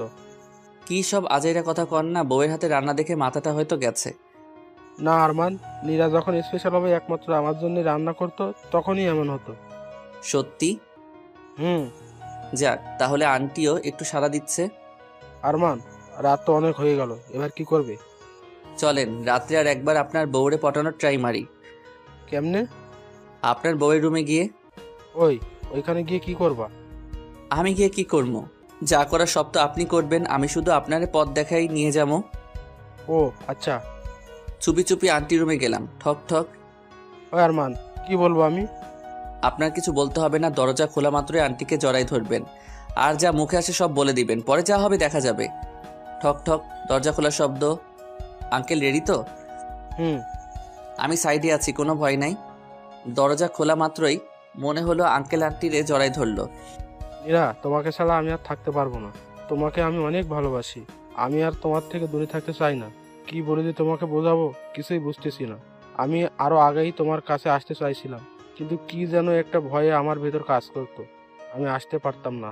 তোমাকে ছাড়া থাকতে খুব কষ্ট হয় জানো। আমি আর পারছি না। প্লিজ আবার আগের মতো হয়ে যাও, আমার সাথে চলো প্লিজ, তোমার দুটো পায়ে ধরতেছি। এই ছেঁচড়া, আরমান এইসব পায়ে ধরা শিখাইছে তাই না? আরে না।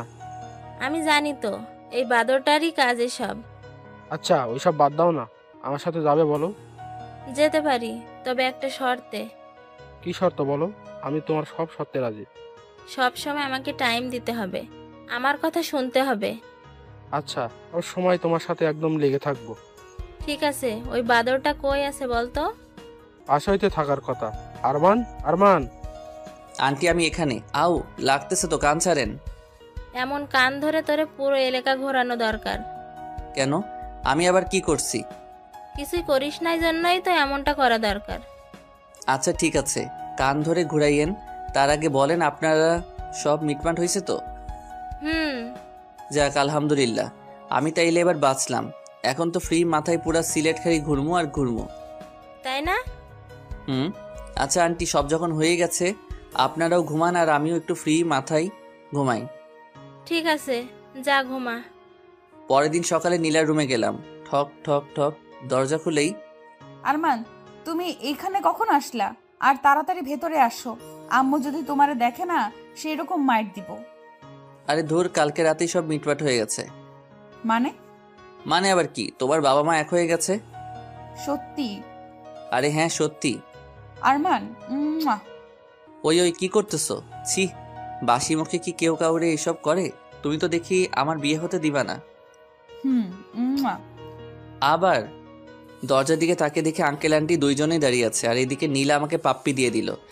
ভিতরে কি চলছে? হ্যাঁ, বিশ্বাস করেন আন্টি, আপনারা যা ভাবছেন সেটার ধারে কাছেও কিছু হয় নাই। সেটা তো নিজের চোখেই দেখলাম। সব যখন দেখেই ফেলেছেন, এখন আর কি বোঝামো।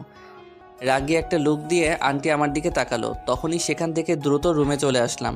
আর সুযোগ বুঝে সবার চোখ ফাঁকি দিয়ে আমি উধাও, কারণ আমি তো আবার আমি। ওখান থেকে সোজা সিলেট। 4-5 দিন ধরে বাদরের মতো পুরো সিলেট ঘুরতেছি। মাঝে মধ্যে নীলা আঙ্কেল আন্টির কথা মনে হচ্ছে, তবে কোনো পাত্তা দিচ্ছি না, কারণ আমার কপালে আবার ভালোবাসা জিনিসটা সয় না। তাই আমি নিজেই ওনাদের সবাইকে ফাঁকি দিয়ে চলে আসছি। কয়েকদিনে নীলাকেও একটু একটু ভালোবেসে ফেলেছিলাম হয়তো, কিন্তু ও কই আর আমি কই, কোথায় আগরতলা আর কোথায় খাটের তলা। হুট করে ভালোবাসি বললেই তো আর সব হয় না। আমি ওকে ভালোবাসি বললাম আর ও আমাকে বন্ধু ভেবে বসে থাকলো। তখন জিনিসটা কেমন হইতো? ফ্রিজের পানি দিয়ে ঠান্ডায় গোসল করার মতো অবস্থা হইতো। তার থেকে ভাই চলে আসছি, ভালো একটা কাজ করছি। 2 দিন পরে বাসায় যাবো, আবার সে আগের মতো আব্বার গালি খামু। চাক্কাস লাইফ। আরও কয়েকদিন ঘুরে ফিরে বাসায় যাওয়ার জন্য স্টেশনে বসে ট্রেনের জন্য অপেক্ষা করতেছি। হঠাৎ সামনে দেখি নীলা, আঙ্কেল, আন্টি সবাই একসাথে আমার দিকে আসছে। আস্তে আস্তে আমার কাছে এসে দাঁড়ালো। Hello aunty.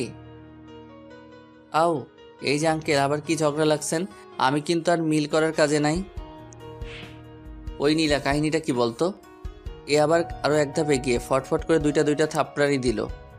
আচ্ছা, সবাইকে আমারে থাপড়ানি দেওয়ার কন্ট্যাক্ট নিছো? হ্যাঁ, মারির দাঁতগুলো মনে হয় সব নড়ে গেল। কি করছি আমি সেটা তো কেউ বলবা নাকি? সেটা বলার জন্যই তো তোমার এতদিন ধরে খুঁজতেছি। এবার বাসায় চলো, তারপরে তোমাকে দেখাচ্ছি। ওর কলারটা ধরে টেনে টেনে নিয়ে চল। খুব বার বেড়ে গেছে ওর, এবার ওকে একটু সাহায্য করা দরকার। নীলা খপ করে শার্টের কলারটা ধরলো আর টেনে টেনে নিয়ে যেতে লাগলো। কেউ দেখলেই বলবে বড় কোনো মাফিয়াকে পুলিশিনি ধরে নিয়ে যাচ্ছে। ওহ, আমারে বাঁচাও বাঁচাও। টানতে টানতে বাসায় নিয়ে আসলো। এখন বলো, আমাকে এতগুলো বকা কেন খাওয়ালে? কিসের বকা? ওই দিন তুমি পালানোর কারণে মা বাবা আমাকে সন্দেহ করেছে, বকা দিছে এতগুলো। এগুলোর কারণ তুমি। বলেই হাতে লাঠি নিল। আমিও কম কিসে, হপ করে নীলার হাতটা ধরে ফেললাম। চিৎকার দিলাম, কে আছে, বাঁচাও বাঁচাও। আমার নিরীহ পোলাপে ইজ্জত নিতেছে। চুপ, ড্রামাবাজি থামাও। আর শোনো, হ্যাঁ বলো। তোমার বাড়ির ঠিকানা দাও, একদিন বেড়াতে যাব। কিরে, 1 মিনিটেই রাগি থেকে এত নরম সুর, মতলব কি? এই কি বিড়বিড় করছো? ঠিকানা দাও। সুন্দরী মাইয়া এত নরম সুরে বললে তো জীবনটাই দিতে পারি। আর তুই তো ঠিকানা চাইছো। এই বলে ঠিকানা দিয়ে দিলাম। এই রে, হঠাৎ ঠিকানা কেন, কারণ কি? আর চাইলো আমি দিয়ে দিলাম, নাকি বাপের টাকা চুরি ধরিয়ে দিবে বাবাকে? ওই মনে মনে বিড়বিড় করতে হবে না, কাজ শেষ আমার। চলো ঘুরে আসি। রহস্যময় হাসি দিয়ে বলল নীলা। চলো, বহুদিন পর একসাথে। দাঁড়াও, আব্বুকে একটা সংবাদ দিয়ে আসছি। নীলা আসতে গাড়ি নিয়ে তখনই ভোর দৌড় দুজন। কতদিন এসে একটা সুন্দর জায়গায় নামলাম। দুজন ঘুরতে ঘুরতে বিকাল হয়ে গেছে, তবুও নীলা ফিরে যাওয়ার কথা বলছে না। খালি একটু পরপর ফোনে কি যেন দেখে। দূর, ভাল লাগে না। নীলা আমাকে ভালোবাসে কিনা পরীক্ষা করা যাক। যেইভাবে সেই কাজ। একটা মেয়ে হেঁটে যাচ্ছে, তাকে দেখিয়ে নীলাকে উদ্দেশ্য করে, এত সুন্দর মায়াডারে বউ বানাতে পারলে ফাইজলামও সব ছেড়ে দিব। বলতেই তখনই নীলা রাগী একটা লোক নিয়ে এসে খপ করে কলার ধরে ফেললো। এই রে, এই মেয়ে কি রাগী নাকি শান্ত কিছু বোঝা যায় না। চল তুই গাড়িতে উঠ, তোর সময় শেষ। কিসের সময় শেষ? আমি এবার বিয়ে না করেই মরে যাব। গাড়ি নিয়ে বাড়ি পৌঁছে গেলাম, কিন্তু এটা কার? পুরো বাড়ি লাইট ফুল দিয়ে সাজানো। ওই নীলা, তোমার কি বিয়ে? আজকেই। ও, কিন্তু কার সাথে? তোমার সাথে আমার বিয়ে। কি? তুমি এইখানেই থাকো, আমি আসছি। ওই, আমাকে এখানে আটকে রাখলে কেন? যা বাবা, মাইয়ারা দেখে আমাকে ফেলেই চলে গেল। একটু পর, আরমান, এই পাঞ্জাবিটা পরে আমার সাথে আসো। আঙ্কেল, পাঞ্জাবি কেন? আজকেই তোমার বিয়ে, আর এখনই। এটাই তোমার পালানোর শাস্তি। আপনি এই ছোট বড়টারে বিয়া দিয়ে সংসার নামক জেলখানায় বন্দি করিয়েন না। এই শাসলা ছেলে, কান ধরো। তুমি এখন জমিদার বাড়ির মেয়ে জামাই হবে। এসব ছেড়ে দাও ফাজলামো। এদিকে খুশিতে মনে মনে লাড্ডু ফুটতেছে। নীলার মতো সুন্দরী, তাও জমিদার বাড়ির মেয়ে, আমার মতো ফাজিলের বউ হবে? ওকে আঙ্কেল, কিন্তু সব ছেড়ে দিব, কিন্তু এভাবে বিয়ে করব না। কেন? ভালো খারাপ যেমনই হোক, আমার জন্মদাতা বাবা ও মাকে ছাড়া এভাবে বিয়ে করতে পারি না। হ্যাঁ, আমি ফাজিল, কিন্তু এত খারাপ না যে পরিবারকে না জানিয়ে বিয়ে করব। বাহ বাহ, এই কথাতেই প্রমাণ হলো তুমি আমার মেয়ের যোগ্য জামাই। যোগ্য অযোগ্য জানি না আঙ্কেল, কিন্তু মা বাবাকে ছাড়া বিয়ে করব না এখন। তবে এটা ঠিক যে নীলাকে খুব করে চাই, বানামো। আমি যা বলি তাই হবে। এখন চলো। এক প্রকার জোর করে বাহিরে নিয়ে গেল। হায় হায়, এখানে তো দেখি নীলা শাড়ি পরে বসে আছে। পাশে তাকাতে দেখি অবাক। বিশ্বাস করেন, আমনের পোলা টাকা চুরি করার মতো ফাজিল হলেও তোমাকে না জানিয়ে বিয়ে করার মতো খারাপ না, মাফ করে দাও। আরে ফাজিল ছেলে, আমি সব জানি, পাসার। আব্বা এখানে কিভাবে? তাহলে কি নীলা এর জন্য ঠিকানা নিল? যাক, সারপ্রাইজটা বেশ ভালোই ছিল। এত সব সারপ্রাইজের ভিড়ে ভাবতে ভাবতে হারিয়ে যাচ্ছি। তখন ওই ফাজিল বিড়বিড় না করে কবুল বল। ওমাগ্য, বিয়ের দিনও মাইর খেতে হচ্ছে। আমার আর নীলার বিয়ে দিয়ে দিল জোর করে। আর আমার কিন্তু নীলাকে হেব্বি লাগে। বাসর ঘরে ঢুকে দেখি নীলা ইয়া বড় ঘুমটা দিয়ে বসে আছে। আমি যেতেই আমার কাছে এসে আমার কলার ধরে। এই তুই কই চলে যাচ্ছিলি? কেন? হ্যাঁ, আমায় ফেলে? কেন ঘুরতে? আমার জন্য কি তোমার ভালোবাসা নাই? আছে তো, কি করবো বলো? কি করবি মানে? আমি না এখন তোমার বউ, আমাকে ভালোবাসবে? ওকে বাসবো, আসো গো আমার কাছে, তোমাকে পাপ্পি দেই। আরমান, তুমি পাঠক পাঠিকাদের সামনে কি করছো এগুলো? ও, আমি তো ভুলেই গেছিলাম। আচ্ছা আপনারা এখন যান গা, আমরা আমাদের কাজ করি। টাটা।